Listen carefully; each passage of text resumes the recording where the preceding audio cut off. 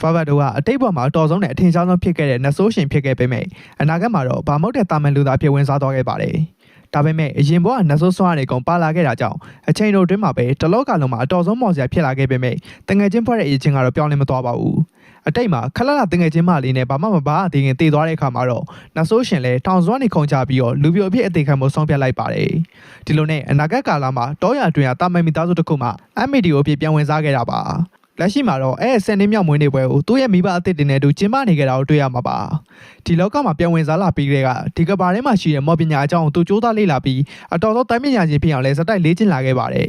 ဆယ်နှစ်ကြောင်လေ့ကျင့်စီးပူးပြီးတဲ့နောက်မှာသူ့မှာတငယ်ချင်းတစ်ယောက်၄တောင်မရှိသေးမဲ့အကတတိထားမိလိုက်ပါပြီပဒင်းမောက်ပေပန်းမှာစောင့်နေတဲ့ကလေးတိုက်ကိုမြင်တဲ့အခါမှာတော့လဲညံကြီးရှင်ပြတငယ်ချင်းလှုပ်ပေးကြဖို့ကလေးတွေကိုအော်ပြောလိုက်ပါတယ်ကလေးတိုက်လည်းအကိုကြောင်းတော့အရှုံးသမားလို့ထင်သွားကြတာကြောင့်ထွက်ပြေးသွားကြပါတယ်ဒီတစ်ခါမှလည်းရွှေညံတော်ဆူးရောက်တဲ့အကသူနဲ့တငယ်ချင်းလုံမယ်ဆိုရင်လောကအတွက်ကိုအပိုင်ပေးမှာမဟုတ်တငယ်ချင်းလုံပေးကြဖို့ပြောလိုက်ပြန်လာပါသူရဲ့စကားကရုပ်ထက်ပုတ်ပြီးကြောက်စရာကောင်းနေကြတာကြောင့်ကလေးမကြီးလည်းလုံးနေအောင်ပြေးပါပြီဒေါသဖြစ်ရဲ့အနေနဲ့သူ့မော်ဆောင်းထော်သုံးပြီးအပြစ်မရှိတဲ့သဘာဝတရားကိုရန်ရှာပါတော့တယ်တယောက်တည်းထိုင်ပြီးအကျဉ်အိုက်နေတော့မှမြို့တော်ဝင်အိုဝိုင်ရောက်လာပါတယ်အိုဝိုင်ကိုပါတခြားသူတွေနဲ့တငယ်ချင်းဘလို့လုံးနိုင်တာလဲမေးလိုက်ပါသေးတယ်အိုဝိုင်ကတော့စောင့်သမျှလူတိုင်းကိုလေးစားပြီးချစ်ချစ်နာနာဆက်ဆက်ပေးအောင်ရကြောင်းအကြံပေးလိုက်ပြီးတော့သူ့သမီးအကြောင်းပြပြဖို့ပြင်လိုက်ပါသေးတယ်အဖြစ်ထွက်သွားတဲ့အကတော့ချက်ချင်းကောင်မလေးတွေကိုလိုက်ရှာပြီးတော့လေးလေးဆဆဆက်ဆံပေးဖို့စိတ်လှုပ်ရှားနေခဲ့ပါတယ်ကျွန်တော်ရဲ့ channel က subscriber တသိန်းပေးဖို့အတွက်အနေငယ်ပဲလိုအပ်တော့တာမို့ brother အနေနဲ့ channel ကို subscribe မလုပ်ရသေးရင်လည်း channel ကို subscribe လုပ်ပြီးတော့ support ပေးခဲ့ကြဖို့တောင်းဆိုချင်ပါတယ်နောက်ပြီးတော့အဆင်ပြေ VPN လေးပါခံပြီးတော့ကြည့်ခဲ့ပေးကြဖို့လည်းတောင်းဆိုချင်ပါတယ်ဆိုတော့ video လေးကိုဆက်ပြီးတော့စလိုက်ကြရအောင်ပါအိုဝိုင်းရဲ့စကားကိုစောင့်အောင်နားမထောင်ပဲနေလေယာတွေ့ခဲ့တဲ့ကလေးမ3ယောက်ကိုပဲ princess treatment တွေသွားပေးလိုက်သေးပေမဲ့ဒီတစ်ခါမှာပိုလို့တော်လမ်းကောင်ကြတဲ့ပုံမှာနောက်တစ်ခါသူ့တော်သားတို့သွားဖြစ်နေတော့တောလေယာနေမင်းကလေးအော်တန်တကူထွက်လာပြီးတော့ငွေရောက်စပင်းတဲ့ကလေးမလေးကိုအေယာမဝင်ပလေးတကောင်တိုက်ခိုက်ဖို့ပြင်နေတာကိုတွေ့လိုက်ရပါတယ်အေယာမဝင်ပလေးကရှားပါပြီးအေးစစ်နေတဲ့အမျိုးဖြစ်တာကြောင့်ဒီကောင်မလေးလည်းသူ့လိုဝင်ပလေးပေါ်ဒေါသသွားပုံချနေတဲ့ပုံပါတစ်ဖက်မှာမြို့တော်ဝင်ကတော့အမိဘအိမ်နဲ့အတူလက်ဖက်ရည်တောင်းနေခဲ့တာပါတစ်ချိန်တည်းမှာကလေးမလေးကမော်ဆွမ်းတွေကိုထော်သွင်းပြီးတော့ဝင်းပလေးကိုရှင်လောက်တဲ့မိုးကြိုးစွာနဲ့ပစ်ခတ်လိုက်တာကြောင့်ချက်ချင်းဆိုသလိုဝင်းပလေးလက်ချင်းမောက်သွားပါပြီတစ်ဖက်ကိုလဲလိုက်ချိန်မှာသူ့နောက်ကြက်သိန်းထားစရာကောင်းလိုက်ချောင်းနေသူရှိတာကိုကလေးမလေးမြင်သွားပါတော့တယ်လဲနောက်ဆုံးလက်ချက်အုံနောက်ဆဲကိုလှုပ်ပေးပြီးတော့အရီနာမော်ဆွမ်းကမိုက်ချောင်းချီကျူးလိုက်ပါတယ်အရီနာရဲ့ပုံစံကချီကျူးတာကိုကြိုက်ပုံမပေါ်တာကြောင့်တိုးတောင်လှုပ်ဖို့လိုသေးကြောင်းထပ်ပြောလိုက်ပြန်ပါတယ်သူ့ကွာတိုင်းကနောက်ကျောင်းမေးပဲအသုံးမဝင်တဲ့အခါမှာတော့လဲသူ့နောက်ဆုံးကွက်ကိုထုတ်သုံးဖို့ဆုံးဖြတ်လိုက်ပြီးတော့သူ့စငယ်ချင်းဖြစ်ပြီးဖို့ရိုးရိုးသားသားတောင်းဆိုလိုက်ပါတယ်အရီနာကတော့ထွက်ပြေးသွားမယ်အစားတငယ်ချင်းဆိုတဲ့စကားလုံးကိုရေရွတ်လာပါတယ်ပထမဆုံးချိန်စကားပြတ်မြောက်ခံရတာကြောင့်အလဲပိုရဲသွားပြီးတော့သူ့တငယ်ချင်းဖြစ်လာအောင်ထပ်မြူဆွဲဖို့အနာကပ်သွားလိုက်ပါတယ်ရုတ်တရက်သူတို့တယောက်နဲ့တယောက်နားလဲပုံမဖြစ်နိုင်ကြောင်းအော်ပြောပြီးတော့အရီနာထွက်ပြေးသွားပြန်ပါတယ်အရီနာပြန်ပြေးသွားတာကတော့သူ့အဖေမျိုးတော်ဝင် OYC ကိုပါပဲအလဲအင်းကိုပြန်လာပြီးတော့ OY ရဲ့အကြံကအသုံးဝင်ကြောင်းဝေဖန်မှုပြင်လိုက်သေးပေမဲ့အရီနာကိုထပ်မြင်လိုက်ရတာကြောင့်ကန်တရားလိုပဲယုံကြည်သွားတော့တာပါဒီလိုနဲ့နောက်တစ်ပတ်လုံးအကတော့ဆွဲကြီးရဲ့ယောက်ျားသားဖြစ်လာပြီးတော့သူ့တငယ်ချင်းလှုပ်ပေးဖို့အရီနာနောက်ကိုအဆက်မပြတ်လိုက်တောင်းဆိုပါတော့တယ်အရီနာကတော့ထွက်ပြေးနေတာကြောင့်ဘာလို့ပြေးနေလဲဆိုတော့နဲ့ဆိုရှင်ဟောင်းလည်းနားမလည်နိုင်တော့ပါဘူးအရီနာမွေးနေမှာနေစီပံကလက်ဆောင်သွားပေးလိုက်တဲ့အကြောင်းသူ့မွေးနေကိုအကဘလို့သိနေလဲဆိုတော့အရီနာမေးပါတော့တယ်အကတော့အရီနာအကြောင်းဆိုရင်နေမထီးတဲ့နေရာတွေမှာရှိတဲ့မဲ့ရထက်ကိုတော့သိနေမဲ့လူစားမျိုးပါအရီနာလည်းအပေးတဲ့ပန်းစီကိုမီးလောင်တိုက်သွင်းလိုက်ပါတယ်ဒါပေမဲ့အကတော့လက်မလျှော့ကျင်သေးပါဘူ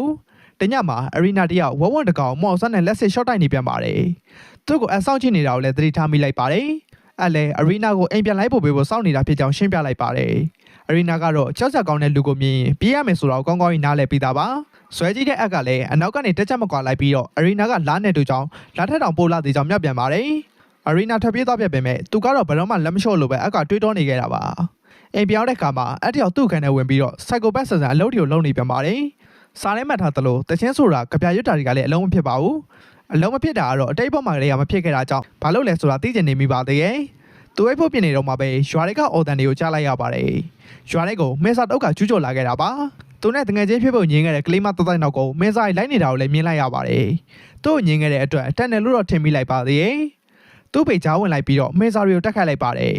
ဒီအချိန်မှာမြို့တော်ဝင်လဲကြောက်လာပြီးတော့သူ့သမီးအရီနာဒီနေ့မနက်ခင်းကလေးကပျောက်နေကြောင်းပြောလာပါတယ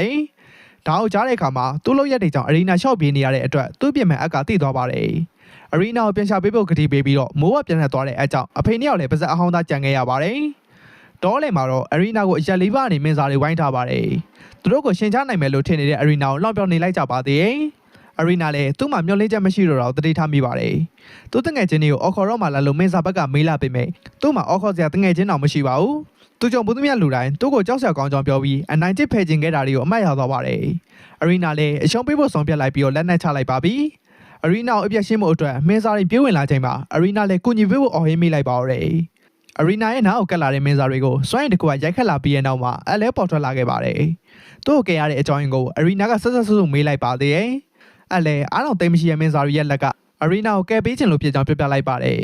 သူ့အမြန်ထွက်ပြေးဖို့အရီနာပြောပေမဲ့လည်းအကတော့ထွက်ပြေးဖို့စိတ်ကူမရှိပါဘူးသူ့မိုးကျိုးစွမ်းရင်ကိုထောက်တော်ပြီးတော့မြေပေါ်ရန်နေသမျှမင်းစာတွေကိုဖျက်ဆီးပစ်လိုက်ပါတယ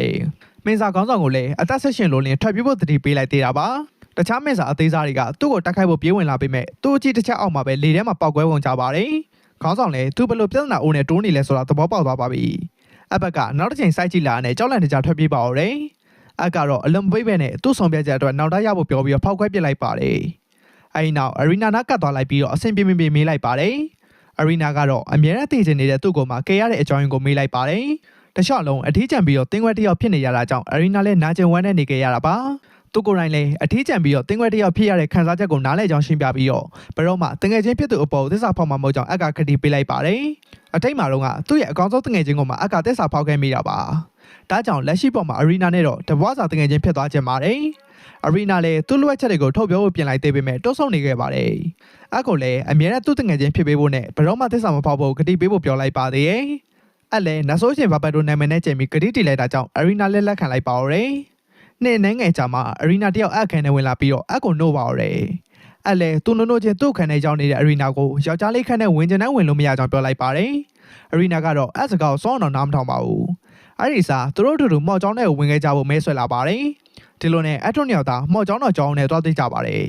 ်ကျောင်းကတော့သူရဲ့ကောင်သုံးမရဲ့ကလေးနှစ်ယောက်ကိုတွေ့ခွင့်ရတာကြောင့်စိတ်လှုပ်ရှားနေပေမဲ့တာမန်လူပဲဖြစ်နေတဲ့အကတော့မပြောပါဘူးသူတို့မျိုးကိုမင်းစာရီရန်ကနေကာဝယ်တိုက်ခိုက်ပေးခဲ့တဲ့ကုံတင်းကိုကြားထားပြီးသားဖြစ်တဲ့ကျောင်းကသူတို့နှစ်ယောက်ကိုလက်တွေ့ဆောင်ရွက်ကွင်းလုပ်ခွင့်ပေးဖို့ဆုံးဖြတ်လိုက်ပါတယ်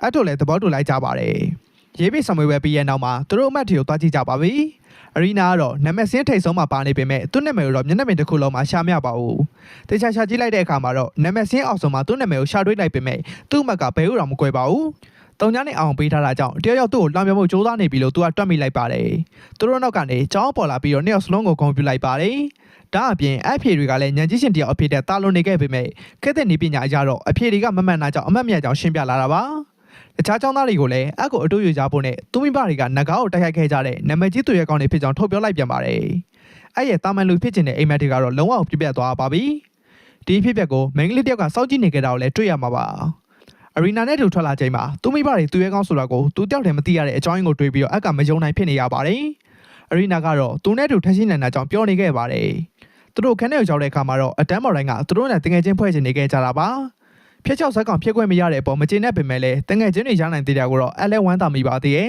။ဒါပေမဲ့လူတိုင်းကတော့သူ့သဘောကျပုံမရပါဘူး။ရုပ်တရက်အကြောင်းသူတယောက်ကိုကြောင်းပိတ်ပြီးအော်အေးရိုင်းနေနေတဲ့ကျောင်းသားတယောက်ကိုလည်းတွေ့ရမှာပါ။အရီနာလည်းဝင်ထားလိုက်ပြီးတော့အနိုင်မကျင့်မပြောလိုက်ပါတယ်။အနိုင်ကျင့်နေတဲ့ကျောင်းသားကအဲဒရာတို့ဖြစ်ပြီးတော့ကောင်မလေးကတော့သူတို့မိသားစုရဲ့အစိတ်ခံဖြစ်တာကြောင့်သူတို့မိသားစုအခြေထဲဝင်ပါဖို့အဲဒရာတို့ဘက်ကပြောလာပါတယ်။အဲ့လေဂျာပြက်ဆိုရဝင်လို့လိုက်ရပြီးတော့အဲဒိုရာသာသူစိတ်လိုကြနိုင်ချင်းဝင်ရှိမယ်လို့ခံယူထားမယ်ဆိုရင်အထင်မှားကြောင့်ပြောရင်လည်းကောင်မလေးကိုပြန်တောင်းမှဖို့အမိန့်ပေးလိုက်ပါတယ်။အဲဒိုရာလည်းကျောင်းတို့အရန်ကာဝယ်ပေးခြင်းနေရင်သူနဲ့တယောက်ချင်းပြိုင်ကြဖို့စိန်ခေါ်လိုက်ပါတော့တယ်။ခဏကြာမှအတန်းနဲ့ဆီယမရောက်လာပြီးတော့ပြဿနာကိုဝင်ထိုင်လိုက်ပါတယ်။ရုတ်တရက်ဆီယမတန်ကိုအကမှတ်မိသွားပါတယ်။ဆီယမရဲ့ဝက်ဆောင်တဲ့နေရောက်ကိုအမြင်မှာတော့ဘသူဆိုတော့သူကအတိအကျမှတ်မိသွားပါပြီ။နဆိုးရှင်ဖာဗတ်တိုရဲ့နောက်လိုက်တွေကတယောက်ဖြစ်တဲ့အိုလီဗီယာပါ။ဖာဗတ်တိုတက်တဲ့ကိစ္စအပေါ်အိုလီဗီယာဒေါသဖြစ်နေကြတာကြောင့်သူတို့လစ်ပြီဆိုတော့သိလိုက်ရပါတယ်။အဲ့လေတာမန်အတိုင်းပြုတ်မှုကိုစူးစမ်းလိုက်သေးပေမဲ့နောက်ဆုံးတွေ့ခဲ့တုန်းကအတိုင်းအိုလီဗီယာလှပနေသေးကြောင်းပြောမိသွားပါတယ်။အိုလီဗီယာလည်းထူးဆန်းနေတာကိုသတိထားမိပြီးတော့သူတို့ဘယ်တော့ကစုံငယ်ဘူးလဲဆိုတာကိုပြန်မေးလာပါတယ်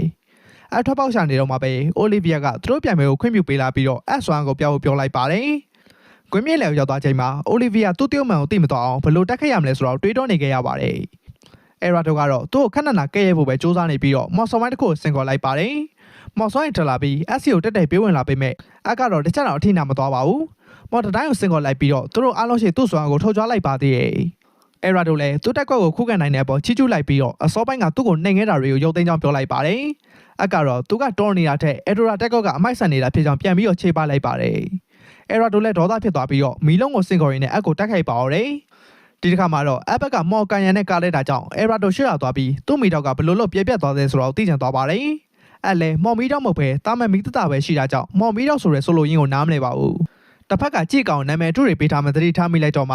ှသူကိုယ်တိုင်လည်းအခြေခံမော်ကာရာတွေကိုခမမိုက်နာမည်တွေပေးပြီးတော့တော်သားဆန်ငယ်ချင်းတွေရှိခဲ့ဖို့ကြောင့်ပြောလိုက်ပါတယ်ဒီတိုင်းဆက်သွားနေမယ်ဆိုရင်တော့တိုးတက်နိုင်မှာမဟုတ်ပါဘူး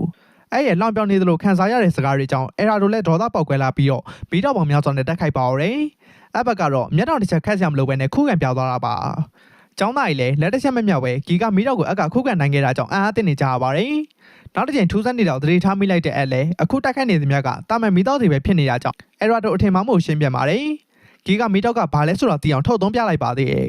အားပြည့်နဲ့မီတော့ကိုကြည့်ပြီးတော့အိုလီဗီယာလည်းအထင်ကြီးတော့ပုံရပါတယ်အဲ့လက်ပြောက်တီးလိုက်တာနဲ့ဂီကမီတော့ပြန်ပြောက်ခဲ့သွားချိန်တေပီလို့တင်လိုက်တဲ့အဲရာတိုကတော့တစ်ချက်တောင်ထိခိုက်မသွားတဲ့ပေါ့အံ့ဩနေရပါတယ်အချင်းနေရှင်းပြဖို့အဲရာတိုနာအကလျှောက်သွားလိုက်ပြီးအခုကြောင်ရတာကမှတကယ်ဂီကမီတော့အစ်စ်ဖြစ်ကြောင်းနဲ့မမေ့ဖို့တတိပေးလိုက်ပါတယ်ပြိုင်ပွဲပြီးရနဲ့အရီနာပြေးလာပြီးတော့အကိုချီးကျူးလိုက်ပါတယ်အနိုင်ကျင့်ခံရတဲ့ကျောင်းသူကိုလည်းအဲရာတိုထပ်ပြီးတော့အနိုင်ကျင့်လာရင်ပြောဖို့အရီနာပြောလိုက်ပါတယ်အဲရာတိုတက်ခိုက်တဲ့နေရာမှာကလေးဆက်မိသွားတဲ့အတွက်အဘက်ကပြန်ပြီးတော့တောင်းပန်လိုက်ပါတယ်ရှုပ်တရက်သူ့စစ်စစ်ဖို့အိုလီဗီယာဂျာပြတ်ဝင်လာပြီးတော့တစ်ချိန်နဲ့မော်ဂရာနှစ်ခုဘယ်လိုအသာသွင်းလိုက်တယ်လဲဆိုတော့မေးပါတော့တယ်အဲ့လေစင်ဂျီရီပေးဖို့အကြံထောက်ပါပြီသူ့အနေနဲ့အဲရာတိုရဲ့ဂီဂါမီတော့ကြောင့်ချက်ကင်ဖြစ်မသွားမော်တတိုင်းကိုပါတစ်ချိန်နဲ့ထုတ်သုံးပေးလိုက်ရတာပါဒါကြောင့်သူ့အနေနဲ့မော်ဂရာနှစ်မျိုးကိုတပြိုင်နက်တည်းသုံးသားမှသတိထားမိတဲ့အိုလီဗီယာကဖိပြီးတော့မေးပါတော့တယ်အဲ့လေတာမန်မော်ဂရာနှစ်ခုကိုတပြိုင်နက်သုံးနိုင်တယ်ဆိုတော့ပဲသုံးနိုင်ကြောင်းစင်ဂျီပေးလိုက်ပါတယ်ဒါပေမဲ့နှစ်ထပ်ကွမ်းမော်သုံးတာကဒီခေတ်မှာပျောက်ဆုံးနေတဲ့ဆန်းရည်ဖြစ်နေခဲ့ပါတယ်သူ့အနေနဲ့ဒီခေတ်မှာမရှိတော့တဲ့စွမ်းရည်ကိုဘယ်လိုသုံးနိုင်တယ်လဲဆိုတော့မေးလာပြီးတော့သူ့မှာဒီခေတ်နဲ့ပတ်သက်တဲ့အသည့်တရားမရှိရတဲ့အကြောင်းရင်းကိုလည်းမေးပြန်ပါတယ်ဒါနဲ့ပတ်သက်ပြီးနောက်တစ်ခါကျအဖြေရအောင်မေးမယ့်အကြောင်းသတိပေးပြီးတော့အိုလီဗီယာထွက်သွားပါတော့တယ်ပြီးခဲ့တဲ့ပိုင်းမှာတော့အန်နဲ့အိုလီဗာတို့ရဲ့အားပြိုင်မှုအပြီးဆုံးသွားခဲ့ပါတယ်ဒီလိုနဲ့တပတ်အကြာမှာចောင်းသားတွေကိုတော့တစ်ဖွဲ့ဖွဲ့ကြဖို့အိုလီဗီယာပြောလိုက်ပါတယ်အတန်းမော်တွေအားလုံးကတော့အန်နဲ့အရီနာစီကိုပဲအပြည့်ရောက်လာကြတာပါဒါပေမဲ့တရက်ကចောင်းသူတယောက်လည်းဖြစ်နေတာကိုမြင်ရတဲ့အခါမှာတော့သူတို့အသင်းနဲ့ဝင်ဖို့အရီနာတောက်ခေါ်လိုက်ပါတော့တယ်ဒီနေ့လည်းသဘောတူလိုက်ပြီးတော့အရင်ရက်ကသူ့ကိုကယ်ပေးခဲ့တဲ့အတွက်ကျေးဇူးတင်လိုက်ပါတယ်ဒီနေ့အတွက်မစ်ရှင်ကအနက်ရောက်ဝင်ပလီကိုအမလန်အမှဖြစ်ကြောင်းအိုလီဗီယာရှင်းပြရင်းအဲ့အတွက်ကတော့ကင်တွယ်ဖို့လွယ်မှာပဲလို့ပြောလိုက်ပါသေးတယ်ပွဲဆက်စချင်းမှာအနက်ရောက်ဝင်ပလီကိုအမော်ဆွမ်းနဲ့ကြွကြွကင်မိတာဖြစ်သွားပါတယ်မစ်ရှင်အရာအရေးကုန်းကိုခွာယူဖို့လိုအပ်ပေမဲ့အဲ့အတွက်သူ့မော်ဆွမ်းကိုထိန်းချုပ်ပြီးတော့ရှော့သုံးဖို့ကမလွယ်ပါဘူးသူတို့ပေါ်ဝင်တော့ဝင်မို့ဖြစ်ပြီးတော့အသုံးဝင်တာကြောင့်ဂျင်းနီကတောင်းပန်လာပါသေးတယ်ဂျင်းနီကိုယုံကြည်မှုရှိအောင်သူ့နဲ့ပေးနေကြောင်းအကပြောလိုက်ပြန်ပါတယ်ဂျင်းနီလည်းအဲ့အပြောသဘောတူလိုက်ပြီးတော့တင်ယူဖို့ဆုံးဖြတ်လိုက်ပါတယ်ပထမဆုံးအနေနဲ့သူ့မော်ဆွမ်းကိုတစ်ခုချင်းအကတရုပ်ပြလိုက်ပါတယ်သူ့အတွက်တရုပ်ပြရလွယ်နေပေမဲ့ဂျင်းနီလိုက်လို့သမျှဖြစ်ထုံးမှုမရှိတာကြောင့်ဂျင်းနီပိုလို့တောင်စိတ်သက်သာသွားမိပါတယ်ဂျင်းနီတို့လိုစကရူဘတ်နက်ဆိုတွေကမော်ဆွမ်းရဲ့နေရာမှာအများအပြည့်မြင့်ကြကြောင်ပြောပြီးတော့အကအားပေးလိုက်ပါတယ်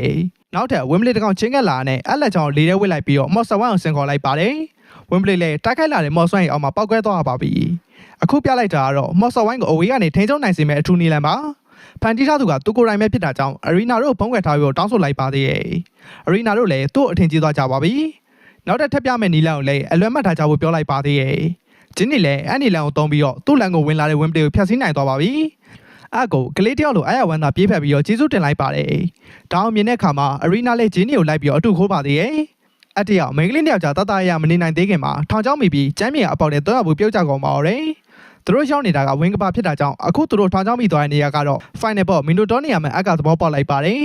်မကောင်းစွာနဲ့ရင်ဆိုင်နေရတဲ့အချိန်မှာတော့အရီနာတို့ကိုနောက်ဆုံးသင်ခန်းစာသင်ပေးသွားမယ့်အကြောင်းလက်ပြောလိုက်ပါသေးတယ်မန်တိုတိုရဲ့ဓာတ်ချက်ကိုလက်ချောင်းချောင်းနဲ့ကာထားလိုက်ပြီးတော့ခဝေးရအောင်ထိုးပေးလိုက်ပါတယ်ဒီအချိန်တွေကိုခွင့်ကောင်းယူပြီးတော့အဝေးထိန်းချုပ်မော်ကာတာနဲ့ထပ်တက်ခတ်လိုက်ပါတယ်သူတို့အနေနဲ့အဝေးထိန်းမော်ကာတာကိုသုံးနေချိန်မှာမော်ဆွမ်းရင်ထပ်မကုန်ပဲမော်ဆွမ်းမောက်ရာကြီးကိုဆင့်ကုန်နိုင်ကြောင်းရှင်းပြလိုက်သေးရပါမင်တိုတိုပြားချမတိုင်မီလောင်တိုင်သွင်းပြရနဲ့ဂျင်းနီကိုအပိသက်တက်ခိုက်ဖို့ပြောလိုက်ပါတယ်တတိကိုစူဆောင်းပြီးတော့သူ့တိတ်ကိုနှုတ်ဆက်လိုက်ဖို့ပြောလိုက်ပါသေးတယ်ဂျင်းနီကတော့သူ့ရဲ့ခက်ခဲကြမ်းတမ်းတဲ့ဘဝကနေဒီရက်မှာနတ်ဆိုးရှင်တစ်ပါးရောက်လာပြီးတော့သူ့ကိုကဲထုတ်ပေးမယ်လို့ဒီနေ့ဒီအချိန်ဒီမျောလင့်ထားခဲ့တာမို့အပြစ်မှန်ကိုရှောင်ရှားနေခဲ့တာပါအခုချိန်မှာတော့ထပ်ပြီးတော့ပြေးမနေကြတော့ပါဘူးအတင်ပေးထားတဲ့အတိုင်းအဝေးထိန်းချုပ်မော်ကရာကိုတုံးပြီးတော့မင်းတို့တော့အမုတ်ချေပေးလိုက်ပါပြီမကောင်းစွာကိုပြည့်ရှင်းနိုင်သွားတာကြောင့်အကွန်ပြူလိုက်သလိုအရီနာကလည်းဂျင်းနီကိုပြေးဖက်လိုက်ပြီးတော့အောင်ပွဲအတွက်ချီကျူးလိုက်ပါတယ်ပွဲပြီးမှမင်းတို့တော့ရဲ့ဂျိုကိုအိုလီဗီယာစီအပ်လိုက်ကြပါတယ်တာတာရဲ့ဂျာကသူတို့ကိုစခရစ်မော်ဆွမ်းကိုအကတင်ပေးခဲ့တာကြောင့်ဘောကိုအနိုင်ယူနိုင်လိုက်ကြောင်းဂျင်းနီကပြောလိုက်ပါသေးတယ်အတိတ်မှာစခရစ်မော်ကိုသုံးနိုင်ခဲ့တဲ့သူကဗာဗက်တိုပဲရှိတာပါဂျင်းနီပြောကြောင်းအိုလီဗီယာတန်တရားဖြစ်သွားပေမဲ့အကတော့လွတ်အောင်အမျိုးမျိုးစင်ကြေပေးနေတော့မှာပဲရှုပ်ရဲ့အဲရာတိုတတိုက်ကပွဲတစ်လျှောက်လုံးဂျင်းနီအသုံးဝင်ဖြစ်ခဲ့မဲ့အကြောင်းလောက်ပြောလာကြပါသေးတယ် ဂျင်းနီသူတို့နားလျှောက်သွားလိုက်ပြီးတော့အကိုပြောခဲ့တဲ့စကားတွေအတွက်တောင်းပန်မှုပြောလိုက်ပါတယ်။အဲရာတို့ကတောင်းပန်မဲ့အစားအန်နဲ့အရီနာကိုပါကဲရလာခဲ့တာကြောင့်ဂျင်းနီလည်းပေတရာလောက်လွင့်သွားပါရိုက်ပေးလိုက်ပါပြီ။အဲရာတို့ကောင်းပေါ်ဝင်ပလေမွေးချင်းကိုအရီနာကလောင်းချပေးလိုက်သေးတာကြောင့်အဆုံးမှာအဲရာတို့လည်းပြည့်ထွက်သွားပါတော့တယ်။အရီနာနဲ့ဂျင်းနီတို့ရီမောနေကြတာကိုကြည့်ပြီးတော့သူတို့နဲ့ပျော်ပျော်ရွှင်ရွှင်ဖြတ်သန်းနိုင်ခဲ့တဲ့အတွက်အလည်းဝမ်းမြောက်မိသွားပါပြီ။ကျောင်းတက်ဖို့အချိန်တန်ပြီးတော့သူတွေးနေတော့မှပဲတစ်ချက်မလုံးနိုင်သေးတဲ့သူကိုအိုလီဗီယာအမီယာဖမ်းပြီးတော့စကားအေးဆေးပြောကြဖို့ပြောလာပါတော့တယ်။အဲ့တရားကိုကျောင်းထဲကိုရှောက်လာရင်သူ့တယောက်မှန်သားပေါ်သွားရင်ကျောင်းကအထောက်ခံရနိုင်ကြောင်းတွေးတောနေခဲ့ပါတယ်။ရုတ်တရက်သူ့စီကိုဂျင်းနီအပြေးရောက်လာပြီးတော့ဒဲလောက်ကြမလားမေးလာအကြောင်းသူ့လိုလူကိုဂျင်းနီဒဲလောက်ချင်ရတဲ့အကြောင်းရင်းကိုနားမလည်နိုင်ဖြစ်သွားပါတယ်။အဲ့လက်မခံနိုင်ခင်မှာအရီနာကြားပြဝင်လာပြီးတော့သူနဲ့လည်းဒဲလောက်ကြဖို့ဂျင်းနီကိုပြောလိုက်ပါတယ်။မတင်မှတ်ထားပဲဂျင်းနီကစိတ်လွတ်လဲရသဘောတူလာပါတယ်။အကိုတယောက်တည်းပိုင်သိနေစေမရှိတဲ့အပြင်ဖြစ်နိုင်မယ်ဆိုအဲ့အတွက်ဟာရန်လောကောက်ပါတိဆောက်ပေးခြင်းသေးတာပါ။ဟာရန်ဆိုတာဘာမှနားမလည်တဲ့အရီနာကိုဂျင်းနီရှင်းပြလိုက်ပြီးတဲ့နောက်မှာအကိုအခုလိုအဖြစ်ခံမှာမဟုတ်တဲ့အကြောင်းအရီနာအပြတ်ညင်းလိုက်ပါတယ်။ဒီလိုနဲ့အဲ့တို့ပြဆက်ုံနဲ့ဝင်သွားခဲ့ကြပြီးတော့အဲ့ရင်ဘွားအကြောင်းကြည့်နေခဲ့ကြပါတယ်။ဘာဘတ်တို့တက်ခိုက်ဖို့တားပြစ်နေချိန်မှာအကိုဂျင်းနီကဖတ်လာပါပြီ။အရီနာလည်းအားကြမကန်တစ်ဖက်ကနေသူ့ကိုဝင်ဖက်လာခဲ့တာကြောင့်အဲ့လဲနေရနှစ်ခုကြာအချက်ရိုက်လာပါတော့တယ်။တစ်ချိန်ထဲမှာပြဆက်တရားလီဒီယာကအတိတ်ကသူ့ကိုစစ်တိုက်မထွက်ဖို့တောင်းဆိုနေကြတာကိုတွေ့ရမှာပါ။အတိတ်ကလီဒီယာဆိုတာသူ့တက်တောင်ယောက်ျားဆန်သူဖြစ်တာကြောင့်တခုခုတော့မူမမနောက်အကသတိထားမိလိုက်ပါတယ်။ပြဆက်ပြီးဆုံးတဲ့အခါမှာတော့စိတ်ပြက်စရာကောင်းတဲ့အတိတ်ဘွားနဲ့သူအဆက်ဆက်မရှိတော့တော့တွေးပြီးတော့အကစိတ်ရင်းမိသွားပါတယ်။တဲ့အတွက်မျိုးတဲ့ကိုလဲပဲကြတော့လမ်းကြားရဲ့လူချို့ဆူဝေးပြီးတော့ပရင်မောက်မော်ဒစိတ်တစ်မျိုးနဲ့ရှင်းတော့ဖို့ကြံနေကြတော့သူတို့ကြားလိုက်ရပါတယ်။အဲ့လိုထွက်သွားတဲ့အဲ့တို့လည်းနောက်ခံလိုက်ဖို့ဆုံးဖြတ်လိုက်ကြပြီးတော့လိုးဝင်သွားတဲ့မြောင်းတွေကိုလိုက်သွားကြပါတယ်။သူတို့ချောင်းကြည့်လိုက်တဲ့ခါမှာတော့နေရပေါ်မှာရေးဆွတ်ထားတဲ့မော်ဆဝိုင်းကြီးတစ်ခုကိုတွေ့ရမှာပါ။ဒါပေမဲ့သူတို့မသိလိုက်ခင်မှာပဲထောင်ချောင်းမိသွားပြီးတော့သူတို့နောက်ကနေဓမြတက်တက်ကဝိုင်းလာပါတော့တယ်။ခေါင်းဆောင်ကမော်ဆဝိုင်းကိုတက်သွင်းလိုက်ပြီးတော့အကိုအရှင်လက်လက်မီလောက်နိုင်သွင်းဖို့ကြိုးစားပါတော့တယ်။လူစိုးရီဘက်ကသူတို့ပြစ်မှတ်ကိုပဲအသက်ရှင်လဲခေါ်လာဖို့စိတ်ကူးထားတာကြောင့်ပါ။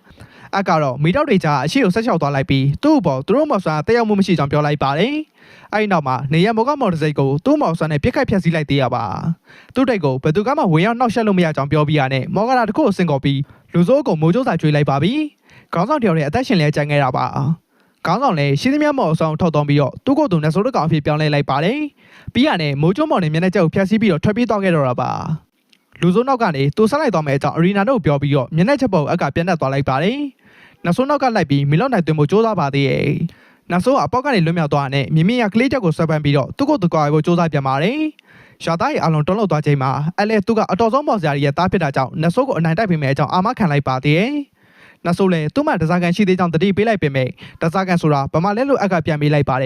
။အစောပိုင်းကဖြစ်သွားတဲ့မြတ်ကပုံရောက်တက်တက်ဖြစ်နေခဲ့တာပါ။နတ်ဆိုးလည်းမိုးကျုံမော်နဲ့ပြန်တိုက်ပြီးတော့ထွက်ပြေးဖို့ကြိုးစားပြန်ပါတယ်။သူ့ဆွမ်းလက်ကနေတော့မလွတ်မြောက်နိုင်ကြောင်းပြောရင်အဘာပဲအလင်းကိုတုံးပြီးတော့တက်ခိုက်လိုက်ပါပြီ။မော်ဆွမ်းနဲ့ထိပြီးနတ်ဆိုးပြောက်ကွယ်သွားတဲ့နောက်မှာအလဲမြေပေါ်ကိုပြန်ဆင်းသက်လိုက်ပါတယ်။ကလေးမေလည်းသူတို့သမီးကိုကယ်တင်ပေးခဲ့တဲ့အတွက်အကိုကျေးဇူးတင်လာပါတယ်။မြင်လိုက်ရသူအလုံးကတော့အကိုဒီလောကမှာစွမ်းအားကြီးဆုံးလူဖြစ်လိမ့်မယ်လို့ထင်သွားကြပြီးတော့ဝိုင်းအားပေးကြပါတော့တယ်။နောက်တစ်နေ့မှာပဲအတို့တတိုက်ဘရင်မနဲ့တွေ့ဆုံဝင်ရသွားကြပါတယ်။ဘရင်မရဲ့အလားတရားနဲ့ကြက်တီအောင်မှာအခဏမျောသွားပြီးတော့စူကျင်းအနေနဲ့ဘလို့အခွင့်ကောင်းယူရမလဲတွေးနေတော့အရီနာထိုက်ရက်လိုက်ပြီးတော့ဘရင်မကိုရိုဆာလို့ခေါ်လိုက်ပါတယ်။ဘရင်မတပောက်နာမည်တက်ခေါ်ပြီးတတိယကြောင့်တာမန်အတိုင်းပြောနေတဲ့အရီနာကြောင့်ဘရင်မပေါ်ရိုင်းပြိုင်လို့ထင်သွားကြပြီးတော့ရှော့ရကုန်ကြပါတယ်။ဒီတော့မှသူတို့နှစ်ယောက်ကအတော်ကြောင့်ခင်လာကြတဲ့တငယ်ချင်းတွေဖြစ်ကြောင်းရိုဆာပြောလာပါတယ်။ဒါကြောင့်အရီနာကိုအပြစ်တင်တာမျိုးတွေကိုခွင့်လွှတ်ပေးမှမဟုတ်ကြောင်းလည်းသတိပေးလိုက်ပါသေးတယ်။အကူတော့ကျေးဇူးတင်တဲ့အနေနဲ့အကောင်းဆုံးဆုကြဖို့ဆုံးဖြတ်လိုက်တာပါ။အကောင်းဆုံးဆုကတော့အကူတွေ့ယောက်ျားဖြစ်ခွင့်ပေးလိုက်တာပါပဲ။အားလုံးကြည့်နေကြကအကလေးကိုလွယ်ခွင့်ပေးဖို့ပါတောင်းဆိုလိုက်တဲ့အကြောင်းအရီနာလည်းရှော့ရသွားပြီးတော့အကသူ့လူဖြစ်ကြောင်းဝင်ပြောလိုက်ပါတယ်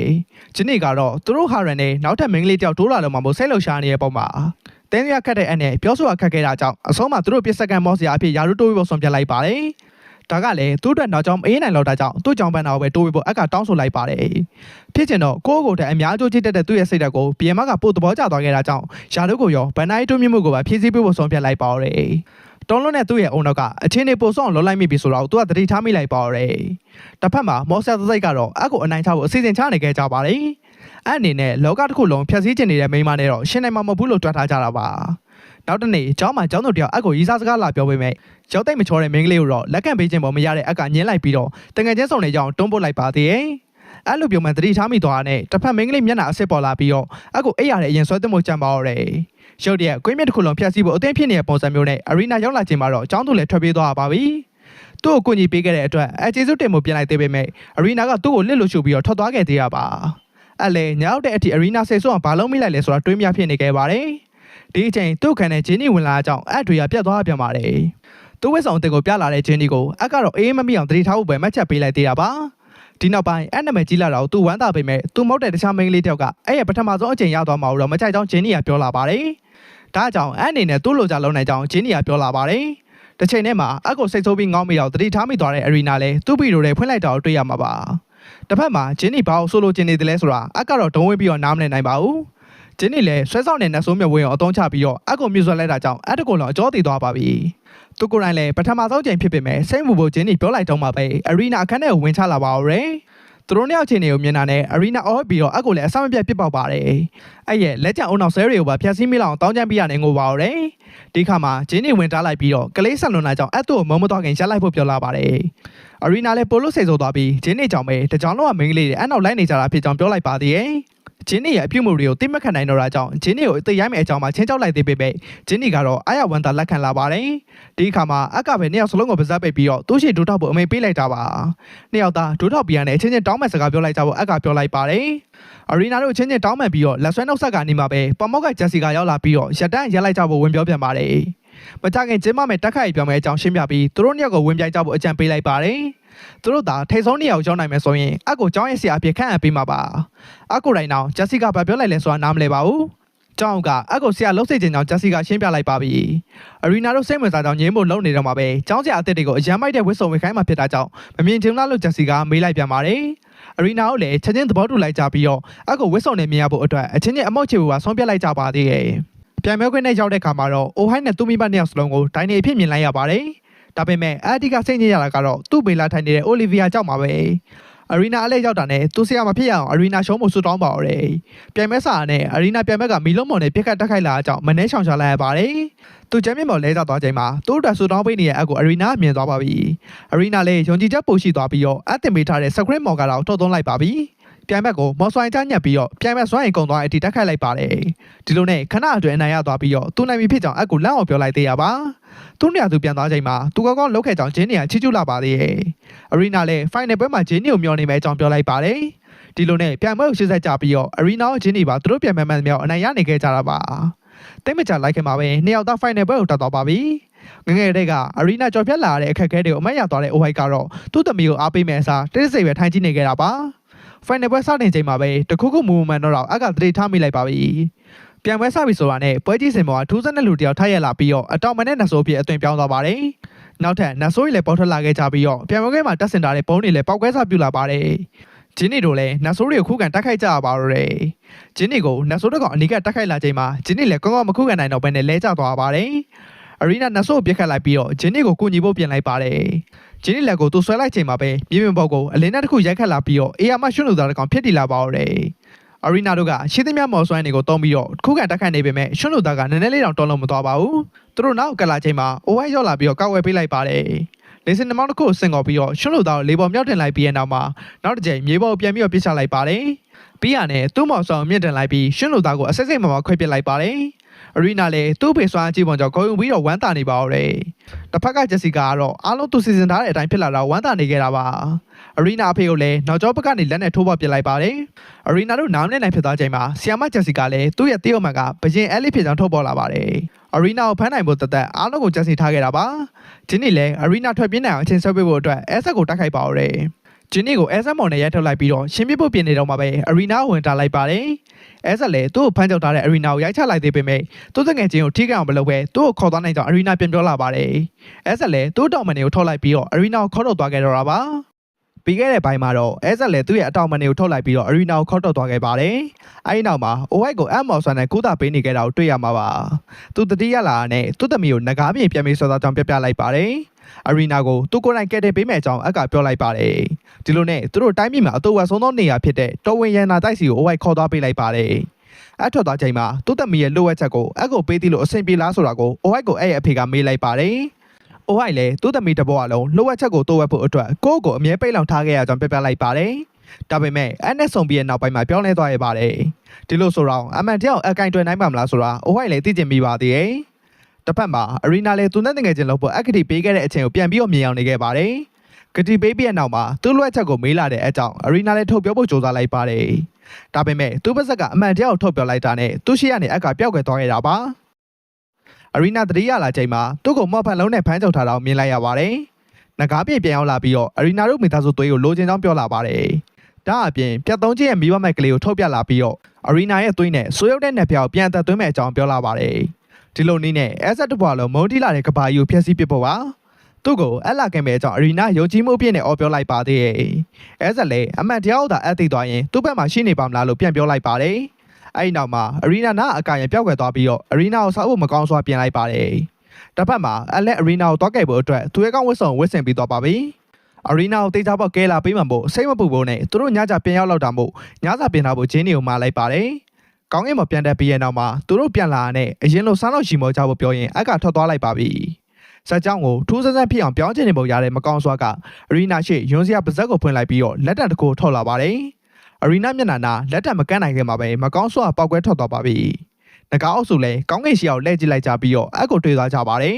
။အမြေပုံဆင်းလာတဲ့မော်ဂရာပေါင်း9ကိုအသက်သွင်းပြီးတော့နဂါရီကိုတက်ခိုက်လိုက်ပါတယ်။အလုတ်ပြီးရနဲ့အရီနာစီသွားပြီးတော့ချောင်းတော်ထားကလွတ်ပေးလိုက်ပါတယ်။အရီနာလည်းသူ့ကိုပြေးဖက်လာပြီးတော့ကြောက်နေခဲ့ကြောင်းပြောလာခဲ့ပါတယ်။အပေါ်ကက်ထရန်နေတဲ့အရီနာကိုမြင်သွားတဲ့အဲဇက်လည်းအရီနာစိတ်ပြအားငယ်မှုကြောင့်အားတက်သွားပြီးတော့သူ့နဂါအသွင်ကိုပြောင်းစားပြလာပါပြီ။အရီနာကသူ့ထင်တဲ့လောက်တန်းစင်တဲ့သူမဟုတ်တာကြောင့်အကိုတိတ်ပြောမနေဖို့အဲဇက်ကပြောလာပါတယ်။အရီနာနာမည်အချင်းကလာဗီလီဖြစ်ပြီးတော့တော်ဝင်မျိုးနယ်စေဖြစ်သလိုဆိုးရုပ်တဲ့နယ်ဖျားသူတွေစီးစင်းနေတဲ့သူပါ။အကတော့သူ့အတွက်အရီနာကသူမြင်ဖို့သမျှလူတွေရဲ့အကျဉ်းသားဆုံးနဲ့တက်တဲ့အကောင်းဆုံးလူဖြစ်တာကြောင့်အရင်မပါကြောင်ပြိုက်ဖြေလိုက်ပါတယ်။အရီနာကသူ့အတွက်နေတစင်းနဲ့တူတာကြောင့်အရီနာကိုမကောင်းပြောတဲ့အဲဇက်စကလုံးတွေကိုခွင်းလို့ပင်မမို့ကြောင့်သတိပေးလိုက်ပါတယ်။အဲဇက်လည်းဒေါသဖြစ်သွားပြီးတော့အကိုအပြင်းထန်ဆုံးတိုက်ကွက်နဲ့စတိုက်ခိုက်လာပါပြီ။ဖုန်းနေငိမ့်သွားချိန်မှာတော့သူ့တိုက်ကွက်ကိုအကလှန်နဲ့ကာစီထားလိုက်တာကိုမြင်လိုက်ရပါတယ်။အဲဇက်ဘက်ကမော်ဆောင်ဇက်တိုက်ထုတ်သုံးပြီးတော့တိုက်ခိုက်လာပေမဲ့အကတော့တောင်းလုံးမှုမရှိပဲအဲဇက်6အောက်ကိုတတိထားနေဖို့တတိပေးလိုက်ပါတယ်။အဲဇက်မြေပုံဆင်းသက်လိုက်တာနဲ့နေရာမှာမီးမော်နဲ့ဖောက်ခွဲခံလိုက်ရတာပါ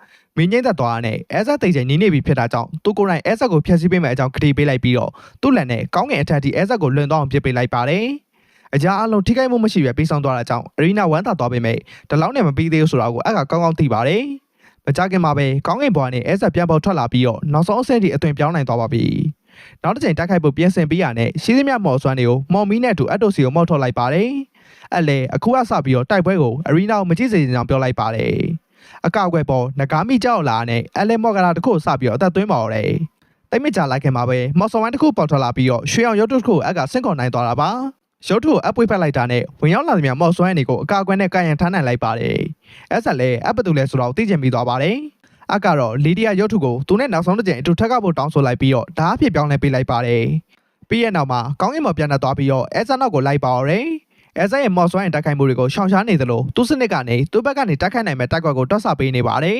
။အဘက်ကကွက်မြဲရောင်ကြီးကိုဆင့်ခေါ်လိုက်ပြီးသူ့မော်စွမ်းကုန်ထိတ်ရင်အဲဆက်ကိုပြစ်လိုက်ပါတယ်။ပြစ်ချက်တစ်ခုချင်းစီကိုအဲဆက်အရှောင်ရှားရင်းနဲ့အကိုလည်းစကားနားထုတ်လိုက်ပါသေးရဲ့။အရီနာကမကောင်းစွာမှန်ပေမဲ့လည်းအကအရီနာတဲ့ပိုဆိုးနေပုံရတာကြောင့်တနေ့မှာသူ့ကိုအရီနာကြောက်ရွံ့ပြီးတော့ဆုံးကောက်သွားမယ်အကြောင်းပြောလာတာပါ။အရီနာသူ့စီကနေဝမ်းနဲ့နေတဲ့မျက်နှာနဲ့အကြည့်လွဲသားချိန်မှာပဲအထီးကျကျနဲ့သိလိုက်ဖို့အဲဆက်ကဟစ်ကြွေးလာပါတယ်။ရုပ်တရက်အဲဆက်လိုအရှုံးသမားစီမှာအရှုံးမကန်ဖို့အရီနာအော်ပြောလာတဲ့အခါမှာတော့သူတယောက်တည်းမဟုတ်တော့အကသဘောပေါက်လိုက်ပါတယ်။လီဒီယာအစနစ်ကိုဆင့်ခေါ်လိုက်ပြီးသူ့ရဲ့ကိုလုံးပြတန်ချက်ကိုဝက်ဆန်လိုက်တာနဲ့တပြိုင်နက်အတိတ်ကအသွင်ကိုပြန်ပြီးတော့ရရှိသွားပါတယ်။အဲဆက်လည်းနောက်ဆုံးလက်နက်ကိုထုတ်ပြီးတော့အကိုတက်ခိုက်လိုက်သေးပေမဲ့တိုက်ခွက်ကသူ့ဘက်ကိုပြန်လှည့်လာတာပါ။အဲဆက်တိုက်ခွက်တွေမကဘဲနဲ့သူ့စိတ်ထဲနက်နက်စကြိုင်နေရာယူထားတဲ့ခန်းစားချက်တွေကိုပါနားလည်သွားပြီဖြစ်တဲ့အလေအဲဆက်ကိုရိုင်းကအထီးကျန်နေတဲ့ဘဝကြောင့်စိတ်သက်ကြနေရသူဖြစ်ကြောင်းပြောလိုက်ပါတယ်။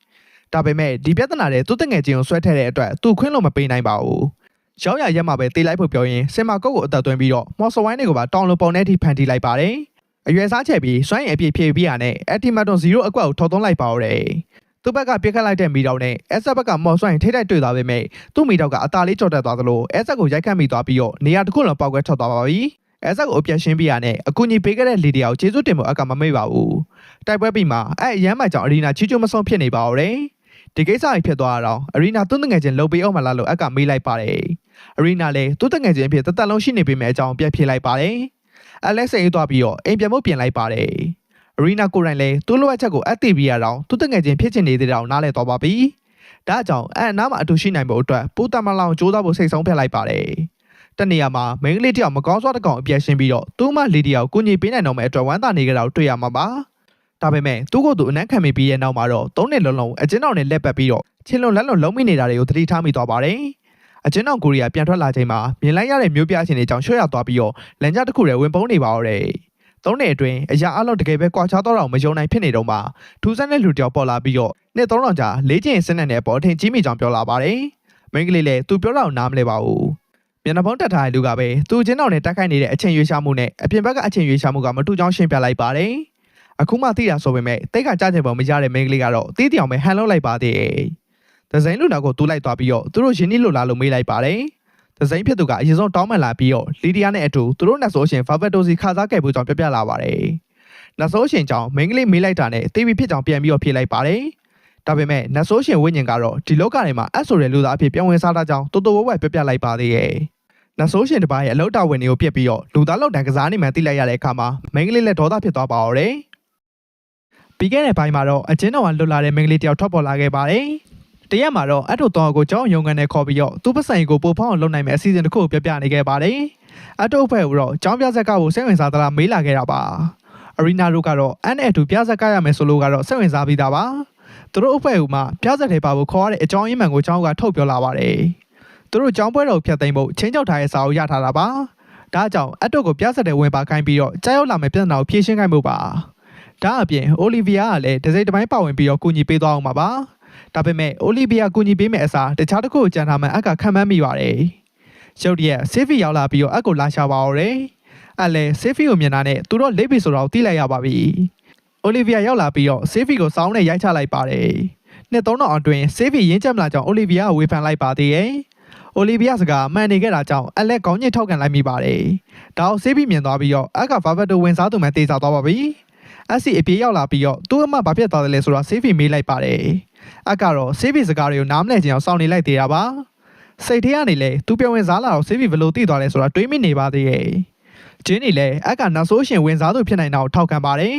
်ဖာဗက်တိုပြန်ဝင်စားတဲ့အကြောင်းအိုလီဗီယာကလည်းအလုံးစုံသိချင်နေတဲ့သူပါအတနီမုတ်တနီဝင်ခံလောက်လုံးမဲ့အကြောင်းကိုဆေးဖီကပြောလိုက်ပါသေးရဲ့အကတော့ညင်းလို့ကောင်းနေတော့မှဆေးဖီနဲ့သူနဲ့ပြိုင်ချဖို့စိန်ခေါ်လိုက်ပြီးအရင်ကလိုသူရဲပေါက်ကြောင်ပြီးတော့ပတ်ပြေးမနေတော့ဘူးပြောလိုက်ပါတယ်ရုတ်တရက်အရီနာထောက်လိုက်ပြီးတော့အကောစမနောက်ရှက်ဖို့ပြောလိုက်ပါတယ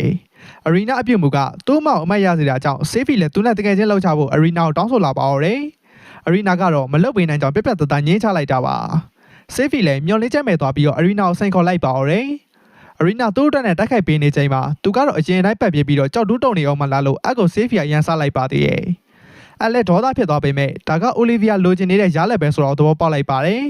ဒါကြောင့်ပြိုင်ပွဲကိုသဘောတူလိုက်ပေမဲ့ဆေးဖီကိုခွာချနိုင်မှုအတွက်တမင်တကအရှုံးပေးဖို့ဆုံးဖြတ်လိုက်တာပါဒီလိုနဲ့ဆေးဖီကိုကွင်းထဲမှာရေးဆိုင်မှုဖြစ်လာပါတယ်ဆေးဖီလိုမလောက်လေးမလောက်စားကိုအမြန်ရှင်းလိုက်ဖို့ဝိုင်းအားပေးလာတဲ့အရီနာတို့ကြောင့်ဆေးဖီလည်းဒေါသပေါက်ကွဲလာပြီးတော့အက်ဆီကိုပြေးဝင်သွားပါတော့တယ်အဘက်ကလည်းခိုင်ခိုင်မာမာခုခံထားပါတယ်ဆေးဖီမြေပေါ်ဓာတ်နဲ့ရိုက်ချလာပြီးတော့အက်ဒါကိုလည်းအဆမပြတ်ရှင်းချလာပါတယ်ဒါပေမဲ့အဘက်ကချွင်းချက်မရှိခုခံနိုင်တော့ပါပဲ